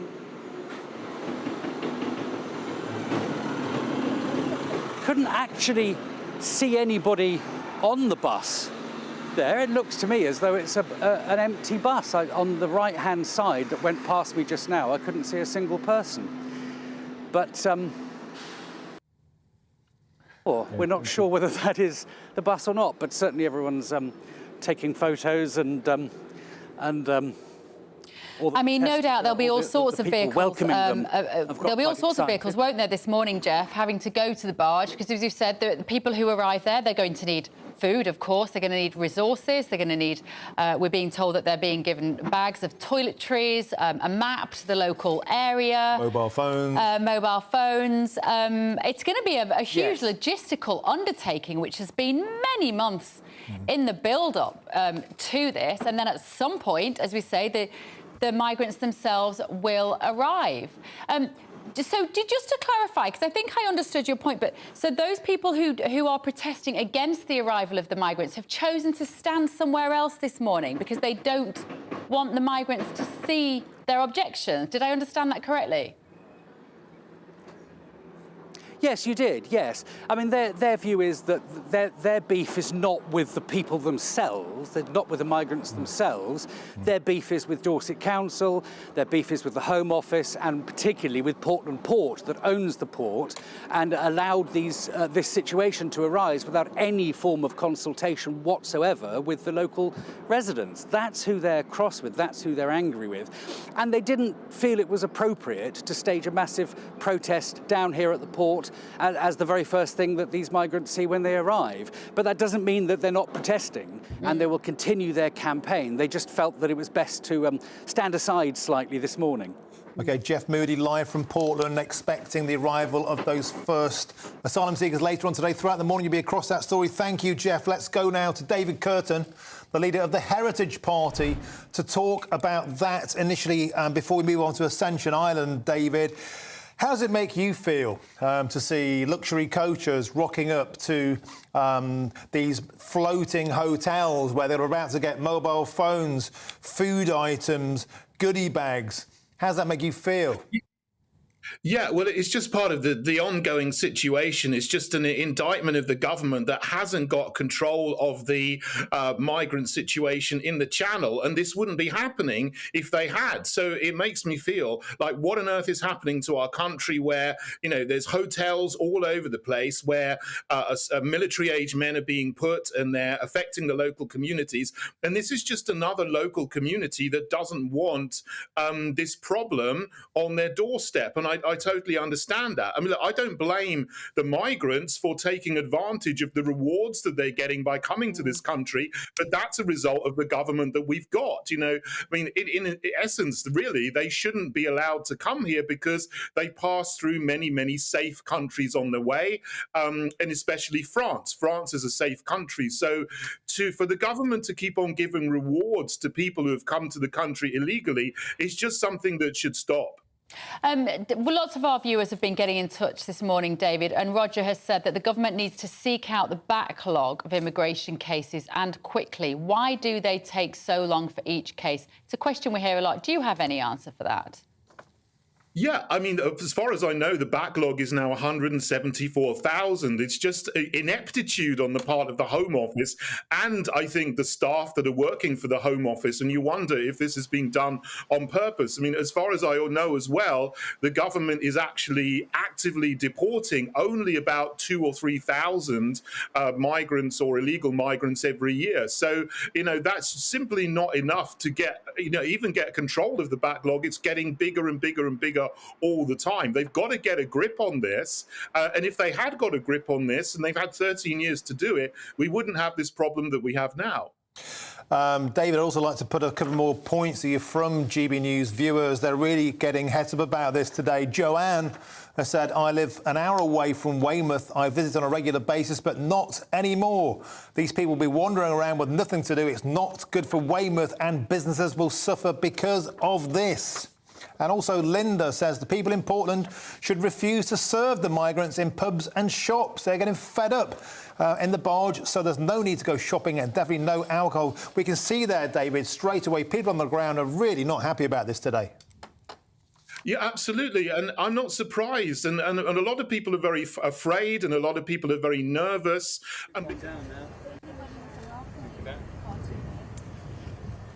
We lost David.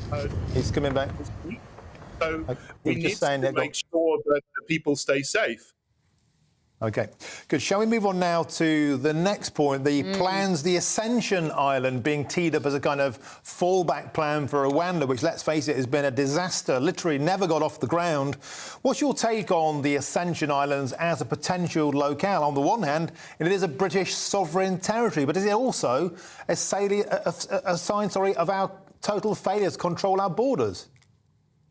I think that the government is flailing around trying to come up with anything that is going to seem to be a solution, and perhaps, you know, in propaganda terms, will make them appear that they're doing something. But I mean, this is, it's a better idea than Rwanda in theory. And the Australians did this. They picked up people with their navy, illegal people coming to Australia from Indonesia, and sent them straight to Nauru. They had an agreement with another country to do that. So this would be a similar thing. But, even at the height of what the Australians were doing, there were only 12,000 people in the camp that they put the migrants on there. Now, it's simply not enough to cope with the numbers coming across. I mean, Ascension Island, it's small. There's only 900 people living there. So in practice, I'm not sure how well it's going to work, because you would need to build accommodation facilities. You'd also need to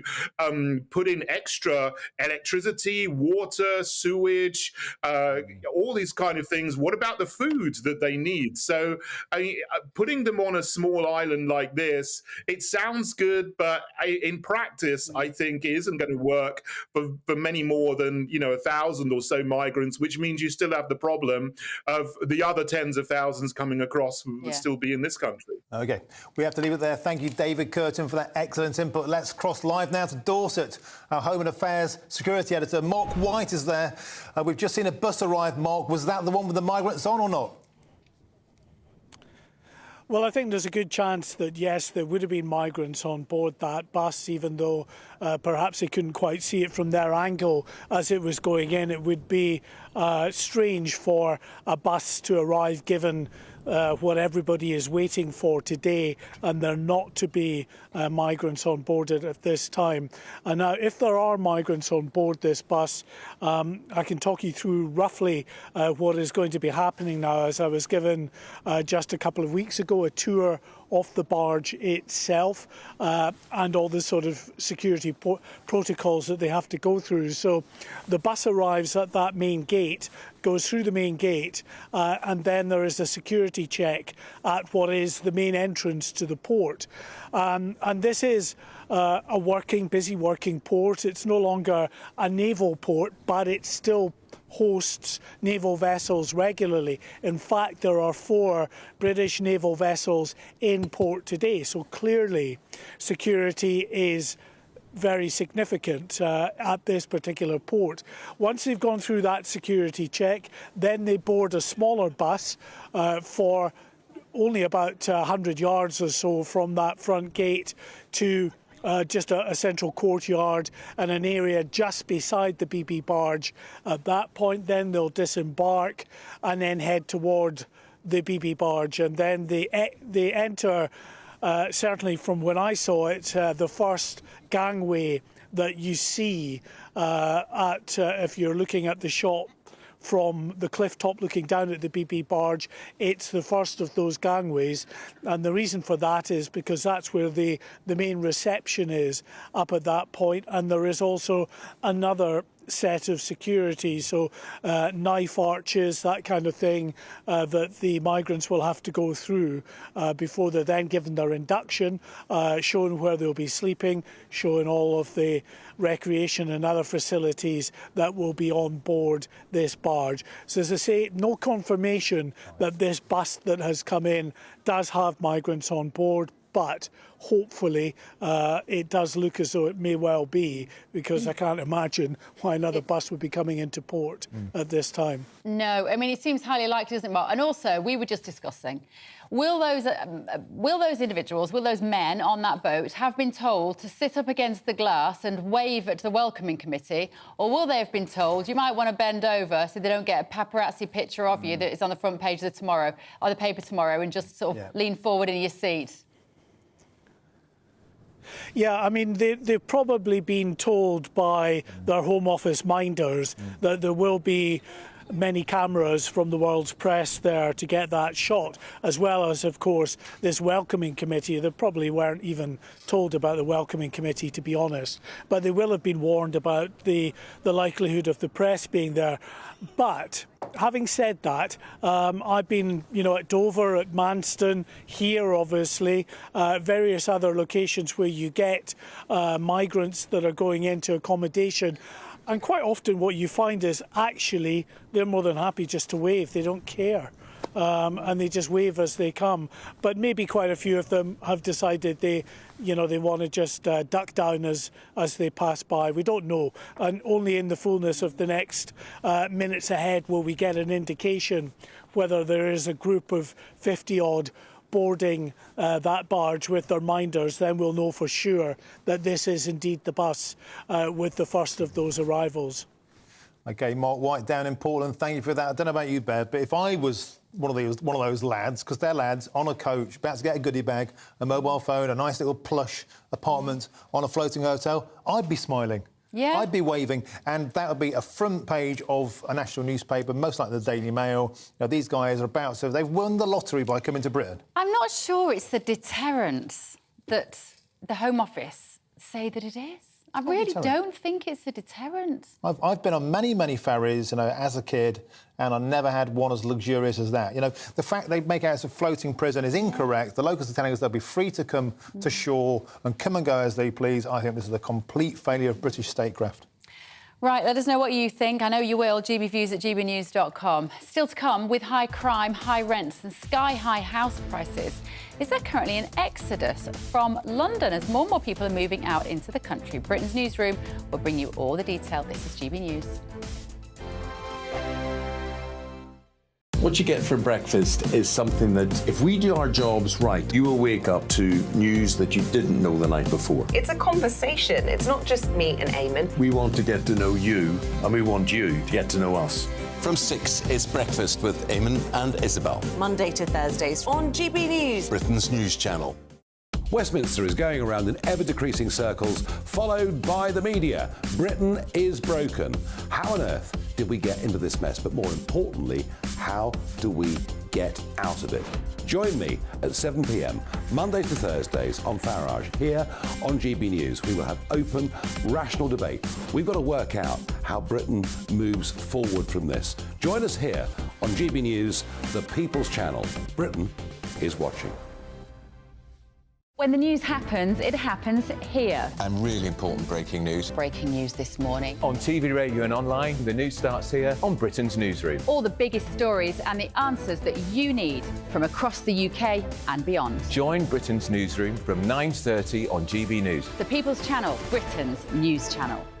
Join me, Patrick Christie's Monday to Friday, 3 till 6. We tackle the day's news agenda like you've never seen before. It's high tempo, high octane, the most controversial topics and the best guests. You will not be able to take your eyes and ears off it. I'm not afraid to ask the questions that you really want answered. 3 till 6 p.m, Monday to Friday on GB News, the People's Channel, Britain's news channel. People in Britain, they love free speech, but they also love fair play. I don't care if I'm speaking somebody from a trade union, from the Labour Party, somebody from the SNP. And I think the viewers like to see that actually we can challenge one another, but in a positive way. We think we ask the questions that people want to ask, and often we ask the questions that we wanted to ask in Parliament but never got the chance to ask. So join us every Saturday, 10 a.m. till noon on GB News, Britain's news channel. Hi, I'm Dan Wootton. You can watch me live on GB News Monday to Thursday from 9 p.m. And did you know that you can also watch and listen live on our website, gbnews.com?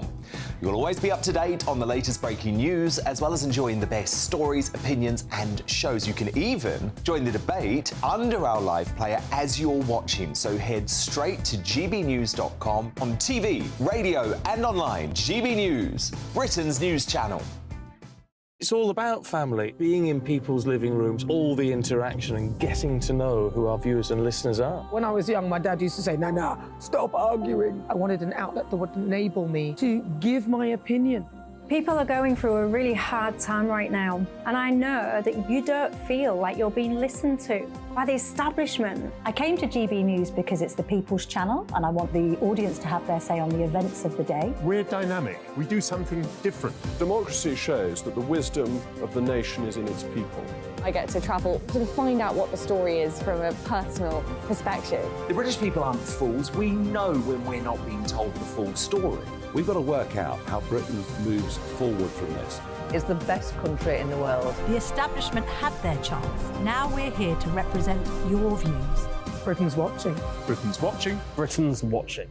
We're proud to be GB News, the People's Channel, Britain's news channel.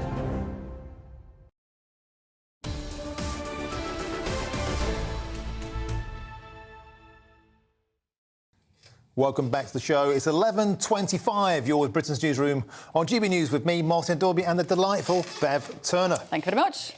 I'm celebrating the Women's World Cup. We just won, apparently, 3-0. Obviously, we weren't watching it. We were here with you, and you were here with us. But the Lionesses have just beaten Nigeria. They are through to the quarter-finals. On penalties. Fantastic. On penalties. We're looking at pictures here. This was a crowd celebrating in one of those... Oh, Wembley. There Wembley? we go, in London. But there was a bit of controversy, apparently. Well, should we bring Liam Halligan in? He's here with us. Yeah. Bit of controversy here, Liam, because our girl Lauren Qualified James... football coach? Are you? Are you? Man of many talents. Well, our girl Lauren James had what they're calling a Beckham moment. Yeah. She stamped on one of her teammates and got sent off. Why is that a Beckham It's crazy because it wasn't... I mean... Any time you deliberately, kick an opponent or use your feet as any kind of in any aggressive way, obviously you get clobbered. You're going to get clobbered. But it was almost as if it wasn't a stamp. It's almost as if she stepped on her to make a point. Still, she was walking away. Madness. Yeah. Madness. Just like when obviously David Beckham. Reacted to provocation by Simeone against the Argentinians. Yeah. And Beckham went on to, he was a pariah figure for a number of weeks, Martin. I'm sure you remember it, I do. Yeah. But then he redeemed himself, and I'm sure this young lady will too. Well, this is her. She's on the front page of the paper this morning, on the front page of the Telegraph, Lauren James, and now fallen from grace for stamping on her... But she's been one of our stars at this tournament, and crikey! But look, the Lionesses have won on penalties. Yeah. I mean, is this an England team? They're Germans in disguise. It's amazing how the lads can't win on penalties, and here they are, Lionesses. Well, and not only won the European Championship, now they've won on penalties. And it's a good omen. It's all open. I don't want to say so, boys, but girls are doing it for British sport as well. But unfortunately, if you were watching the netball last night, I play netball every week. I'm sure you were gripped to that match, weren't you, Martin Dorby? I was glued to it like a Just Stop Oil processor to a Picasso. we made the World Cup for the first time ever. You did watch it, didn't you? But sadly we lost. But well done, girls, for making that final. You're here to talk about houses and this what appears to be an exodus out of London that's affecting house prices. Is this a post-lockdown trend? It's partly a post-lockdown. It's partly just a cost of housing thing. Look, on average, a house in the UK, the average home in the UK costs around 8 to 9 times the average annual income, right? Wow. When I bought my first property in the mid-90s, it was more like 4 or 5 times. Yeah. But that 8 or 9 times average multiple, it's something like 12 to 15 times in London. And for first-time buyers, look, over half of all first-time buyers in this country now, they can only buy their property because of the so-called bank of mum and dad. Yeah. And that's 2/3 in London and the South East, which is deeply unfair because you get people from families that don't own property that are working just as hard. They're paying rent on someone else's mortgage, whereas people earning exactly the same, doing exactly the same job at work, they can buy their own house, so they're paying off their own mortgage. So what's happening at the moment is because this price differential between London and the rest of the country is made so much worse by rising interest rates, then you're getting a lot of young people leaving London just to get anywhere on the housing ladder. I've got a few numbers here for you, just because I think they're worth stressing every now and then. So I just put it in here. Average 2-year fixed-rate mortgage has risen from 2.52% to 6.85% since 2021. Look at those numbers. That's absolutely huge. And the increase in mortgage payments has been worse in London. So 30% of London, these are figures from the estate agent Hamptons, 30% of London-based first-time buyers are now leaving the capital. And that's up from just 12% of London-based first-time buyers back in 2013. And, of course, we just saw a rate rise from 5 to 5.25%. I've been calling for rate rises to stop for months, as you guys know, but I don't think they will stop. I think there'll be at least 1, maybe 2. Yeah. So this hollowing out of the capital is likely to continue. Well, what's interesting about this is that the first-time buyers who can't afford to upgrade in London are, of course, moving out of town, but they're pushing up prices elsewhere. So we've seen, like in Bristol, it's now all London money going there. So these blooming Londoners, they're going everywhere. So I live in a market town which is, an hour's commute from London. It's half an hour on a fast train, 35 minutes. So you know, it is very subject to London money, and local kids who don't plan to live and work in London, whose families have been in this town, in this locality for years, they are getting squeezed out by London money as well. And it's mental health, you know. I mean, how much time you're spending commuting. And this goes back to the Greenbelt. You know, the Greenbelt, in parts of the southeast, the Greenbelt is like 20, 30 miles wide. So what people are having to do is they're having to commute over the Greenbelt, right, which is more environmental cost, more time, more stress, more family breakdown. It's crazy. And I wonder if a certain Mr Sadiq Khan has got anything to do with this. We've got soaring knife crime, the streets feel less safe, 12.5 quid to drive your car, motorists getting nailed to the floor. A lot of people just look at the cost-benefit analysis thinking, I'm not bothered about this anymore, I'm out of town. And also, I think there is that rising crime, but crime always goes up, or nearly always goes up, when the cost of living goes up as well. When times get tougher, crime tends to go up, particularly violent crime, unfortunately. But also, I think you're getting a lot of people, particularly a lot of Londoners, maybe if they're in flashy professional jobs, they're thinking, well, we can, you know, I only have to come in 2 days a week because I can work from home because I'm one of the laptop classes. So London's going to end up being a place where it's really, really expensive to live, but also, you know, we need people living in London that do the practical, hands-on jobs that you can't do working from home. You know, working in warehouses, you know, trades, building, all the rest of it. And you know, anyone who lives in London will tell you it's so hard to get anyone to do any work, or any building work, any maintenance work at the moment, because the people who would do those jobs, and they're completely decent jobs that are needed, they can't afford to live in London. Yeah. What a mess, what a mess. Liam Halligan, thank you so much. Right, still to come this morning, we're going to be telling you about the number of Brits who don't know that transgender women are biologically female. I think you'll be surprised by the answer. First of all, though, here's your morning's news with Ray Addison.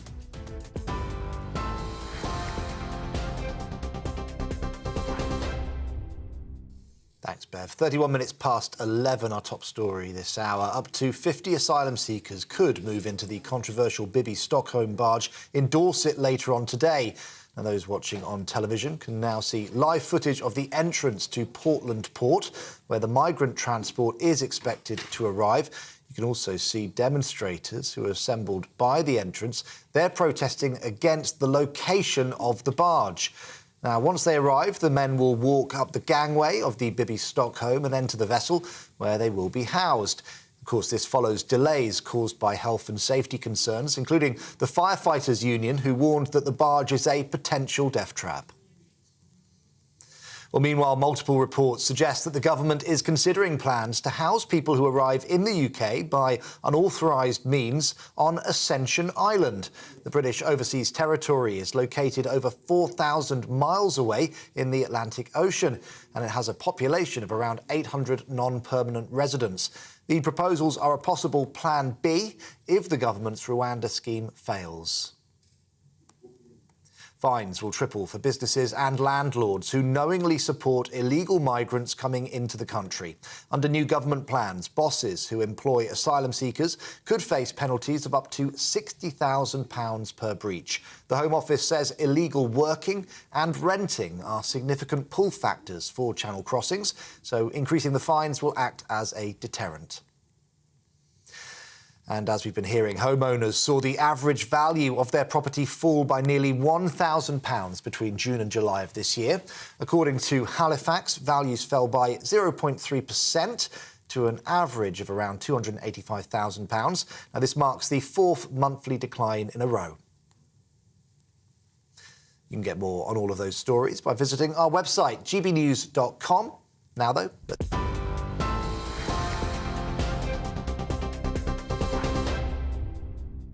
Direct Bullion sponsors the Finance Report on GB News for gold and silver investment.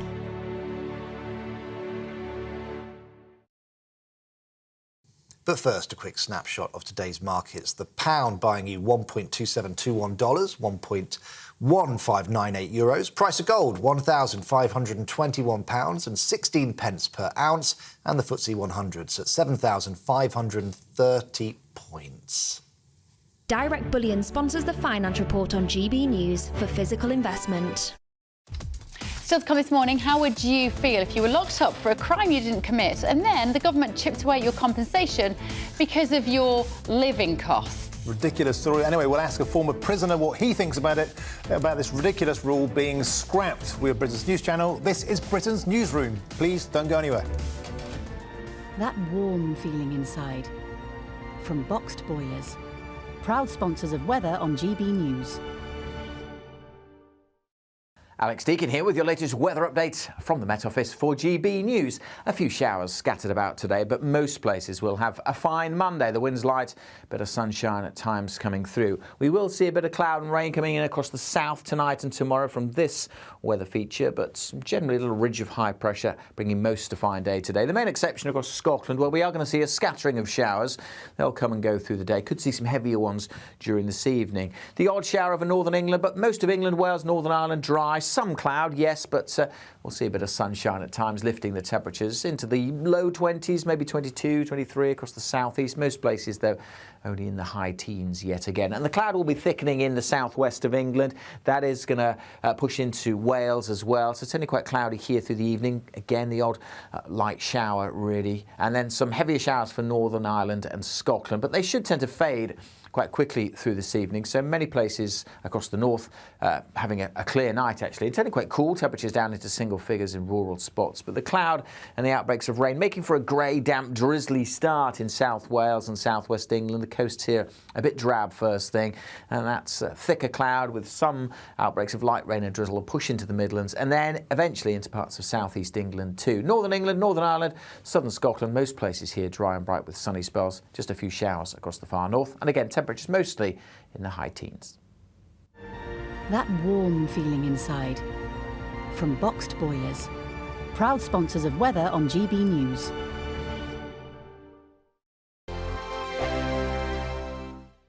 The Live Desk with me, Mark Longhurst. And me, Pip Thompson. It's here Monday to Friday on GB News. From Midday, we'll bring you the news as it breaks, whenever it's happening and wherever it's happening, from across the UK and around the world. Refreshing, feisty, but with a bit of fun too. If it matters to you, we'll have it covered on TV, radio and online. Join the Live Desk on GB News, the People's Channel, Britain's news channel. Weeknights on GB News from 6 p.m. You'll always get drama. Please stop, Michelle. I know, yeah. Please stop. Should I just shut up? Romance. You like me, I like you. There you go. There you are. Well, don't tell anybody. Adventure. Etc. That's the whole point. But and action. Sergeant, agreed. My superstar panel, they're already at it. They're fighting. It's going to be quite a show. Only on GB News, the People's Channel, Britain's news channel.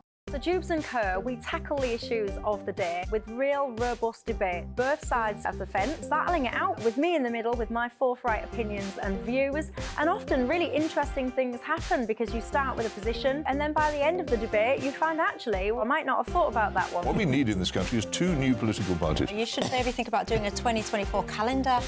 I'm Michelle Dewberry and I'm keeping you company right through until 7 o'clock this evening. GB News, the People's Channel, Britain's watching. Monday to Thursday, 9 p.m. till 11 p.m. Join me, Dan Wootton. I'll bring you the sharpest takes and hottest debates. Do you not believe in prisons? I don't believe in prisons. I'm completely stunned. I guarantee you there'll be no spin, no bias, no censorship. I actually was personally quite offended by it.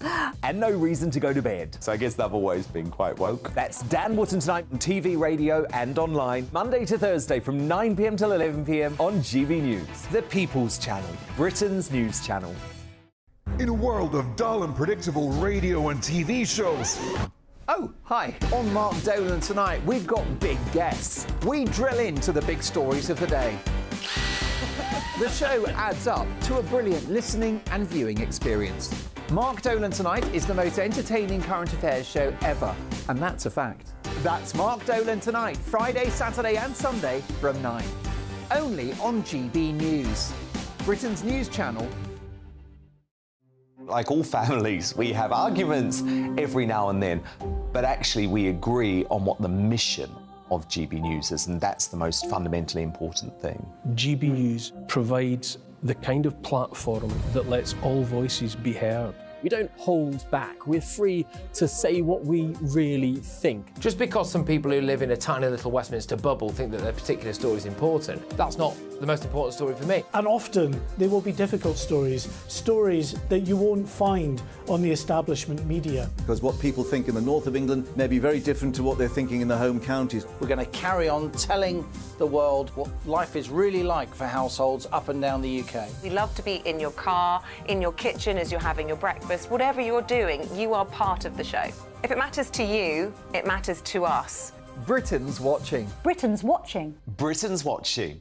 We're proud to be GB News, The People's Channel. Britain's news channel.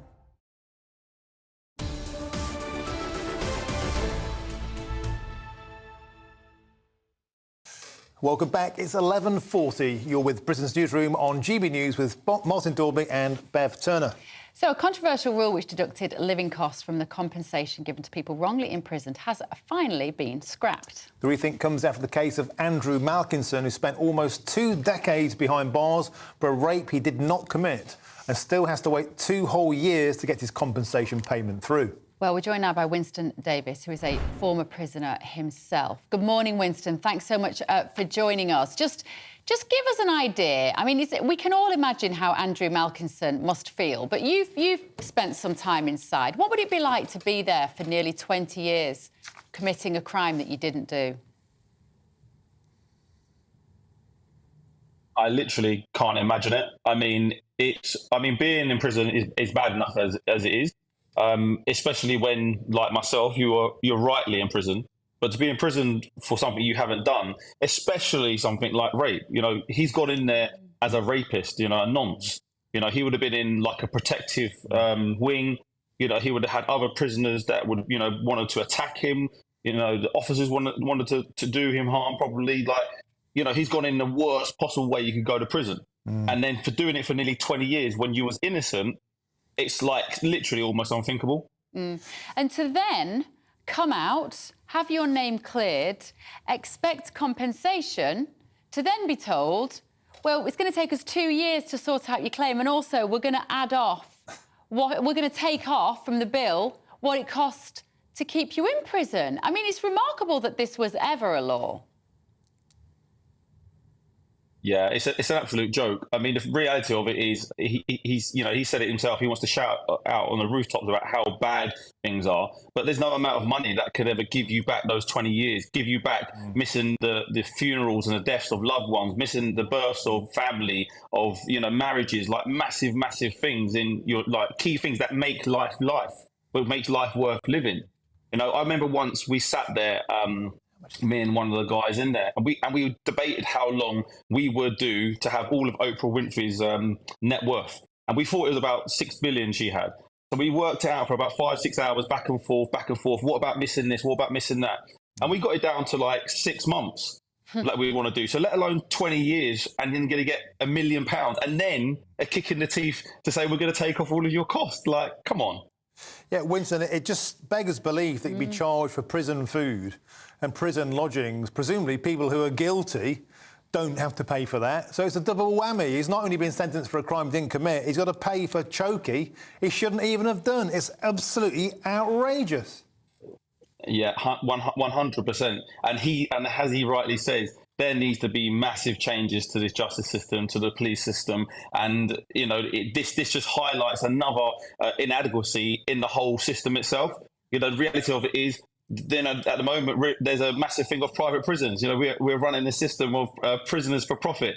And having a guy locked up for 17 years for something he didn't do, well, that's going into the pockets of some of these private prisons. Last week they were talking about locking up more shoplifters. It seems to me like get as many as you can in jail, get the money that we can make out of them, and be happy for the people that are the investors and shareholders in these prisons.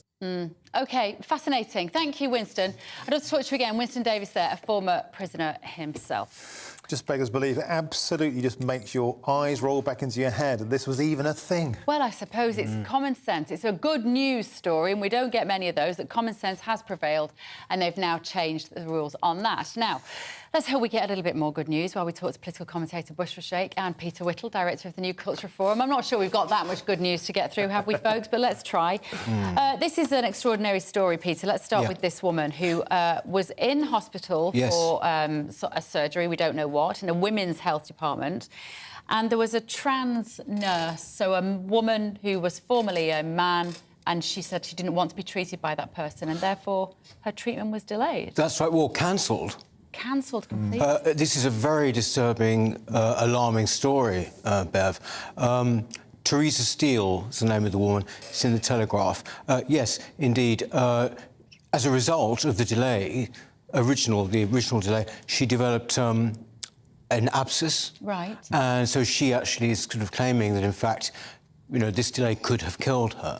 I mean, basically what it amounts to is that this trans nurse went into her room, you know, and basically... Without even being invited. Without being invited. She wasn't apparently even part of her particular care. But she then requested, you know, that I want single-sex treatment for very intimate arrangements, of course. And I think she'd also made it clear as well that she wanted to have single-sex loos, and also that she didn't want to talk about pronouns and things like this. What it really amounts to is that obviously the hospital said that, in fact, your beliefs just simply do not coincide with ours. And so her operation was cancelled. I mean, I think it is quite incredible.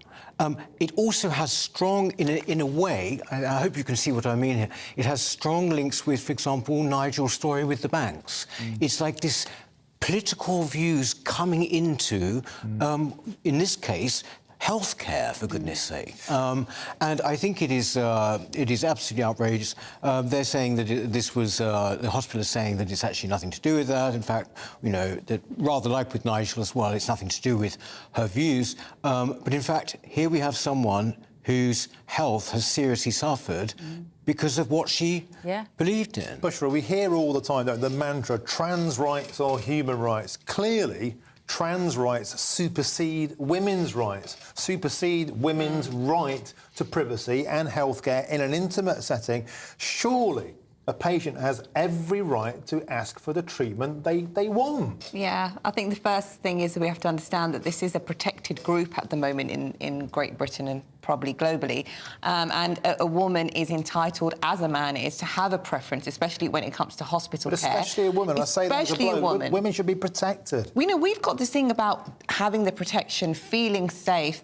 being with someone that understands. When it comes to intimate parts of our body, we want to be with someone, because look, I'm also a woman, I'm also Muslim, and when I had my children, I had a preference to have a doula or a midwife who was a woman because I felt comfortable like that. So what are we talking about here? Because I saw some headlines over the weekend to say it's controversial to ask for these things now. It's controversial, and it's not. It's normal and natural. It isn't, and it's about having the self-esteem also in those settings, particularly in hospitals where people get a case of white coat syndrome and being able to stand up for yourself. There are quite a few male midwives now, actually. It's interesting that you raised that, Bushra. And when you go into your place of birth, whether it's hospital or birth centre, and you can say, I would rather have a female midwife. Male midwives actually are often very, very good because they often seek your permission, where a female midwife might just do something to your body without kind of teeing it up, let's just say. And a male midwife will often ask the permission of the woman, but also of their partner. Do you mind if I give you an examination? And that's what makes the experience for women in hospitals often much more, either a negative or a positive one, is the fact that you feel that you're being listened to. And it also becomes an imposition. It's almost like the trans movement is being imposed on women especially. You know, we are feeling that. And then we had a story a few weeks ago when we said that there was an incredibly high rise of sexual assault happening in hospital wards. So tying it all together, you know, you can ask for the things that you want in hospital. I find this story bizarre. It's power shift, isn't it? It's a funny power shift. It's actually not an isolated incident, because she managed to raise a petition. She made a bit of a hue and cry about it, this lady. And as a result, learned of different cases, you know, where in fact care was going to be withdrawn from somebody who, again, had what they call gender-critical views. People who, I'm assuming this is the case with this lady, who believe that, you know, sex is immutable, that there is biological sex. In other words, normal people. OK, now, we do have a spokeswoman for the Princess Grace Hospital who said the following: the privacy and dignity of our patients is incredibly important, and we are in the final stages of reviewing our policy on this. We've invited Ms Steele alongside others to provide their views and insights to help inform these updates. So it looks like there might be good news coming out of this. Right, we're going to just interrupt you both for a moment. We want to cross live to Dorset. Breaking news now. Our home and security editor, Mark White, we believe is down in Dorset for us. What is the latest down there, Mark? Yeah, we can confirm that the first group of migrants have now arrived on the BB Stockholm barge. The first of a number who will arrive today, up to 50, we're told. So the first group, a small group, arrived within the last hour. Of course, we saw that bus that came into the main port at Portland Harbour. Those on board the bus had to go through initial security, but they are now being placed on the BB Stockholm barge. And as I say, other buses en route to this location today with people that they picked up who are staying currently in hotels around this area. We believe around the Bournemouth area is where those migrants who will come to the BB Stockholm today have been staying for a period of time.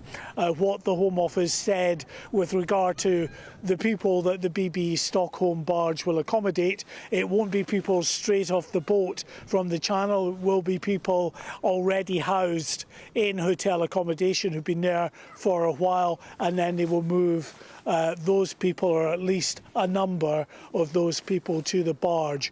50 today, by the end of today, and then within a few weeks to a few months, we are expecting that there will be a total of 500, although there's still the issue of fire safety and compliance with fire safety guidelines, and some suggestion that actually, this is not coming from the Home Office though, but some people suggesting that we might not get to 500 on the barge, that it might be capped at half that number in order to remain compliant with the fire safety regulations. But let's just see as the weeks progress whether they actually do follow through with what they're saying, which is that 500 asylum seekers will go on to the BB Stockholm barge here in Portland. Mark, do we have any idea whether any media will be allowed onto the boat at any point? No, the media won't be allowed onto the boat. There was a facility a couple of weeks ago that the media were invited to go on. So we lost Mark there. I think we've lost Mark. Yeah, we've lost Mark. Let's cut back to our panel who are still here for a bit of reaction. As far as I'm concerned, the locals didn't want it on either side of this debate. The anti-racists didn't want it because they said it would place too much strain on the NHS. The locals didn't want it for the same reason and for very real reasons of public safety. Bushra, how does it make you feel to see, once again, the British public were totally ignored? I literally have to stop myself from laughing because, again, I'm about results. He's just said 500 has gone down to 250. That's not even a significant number. I genuinely feel that this is not going to work. It's not going to work, and they're just putting 250 is a Premier Inn in Hounslow. This is what I mean. That's the point. How much cheaper is that going to be? The whole point of it being cheaper was the fact there's going to be 500 people. The problem, last word. The problem with this, Bev, is, you know, your reporter was referring to them as asylum seekers.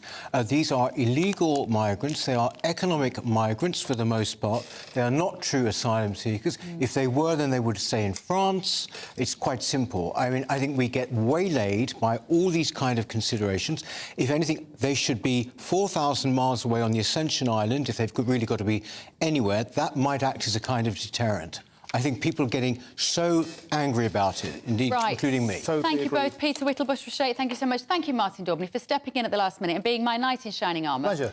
When you've been away since 2 o'clock this morning. I have. Thank you at home for joining us. Up next, it is The Live Desk, and today it's Pip Thompson and Emily Carver. Pip is here to tell us all about it. What's coming up today, Pip?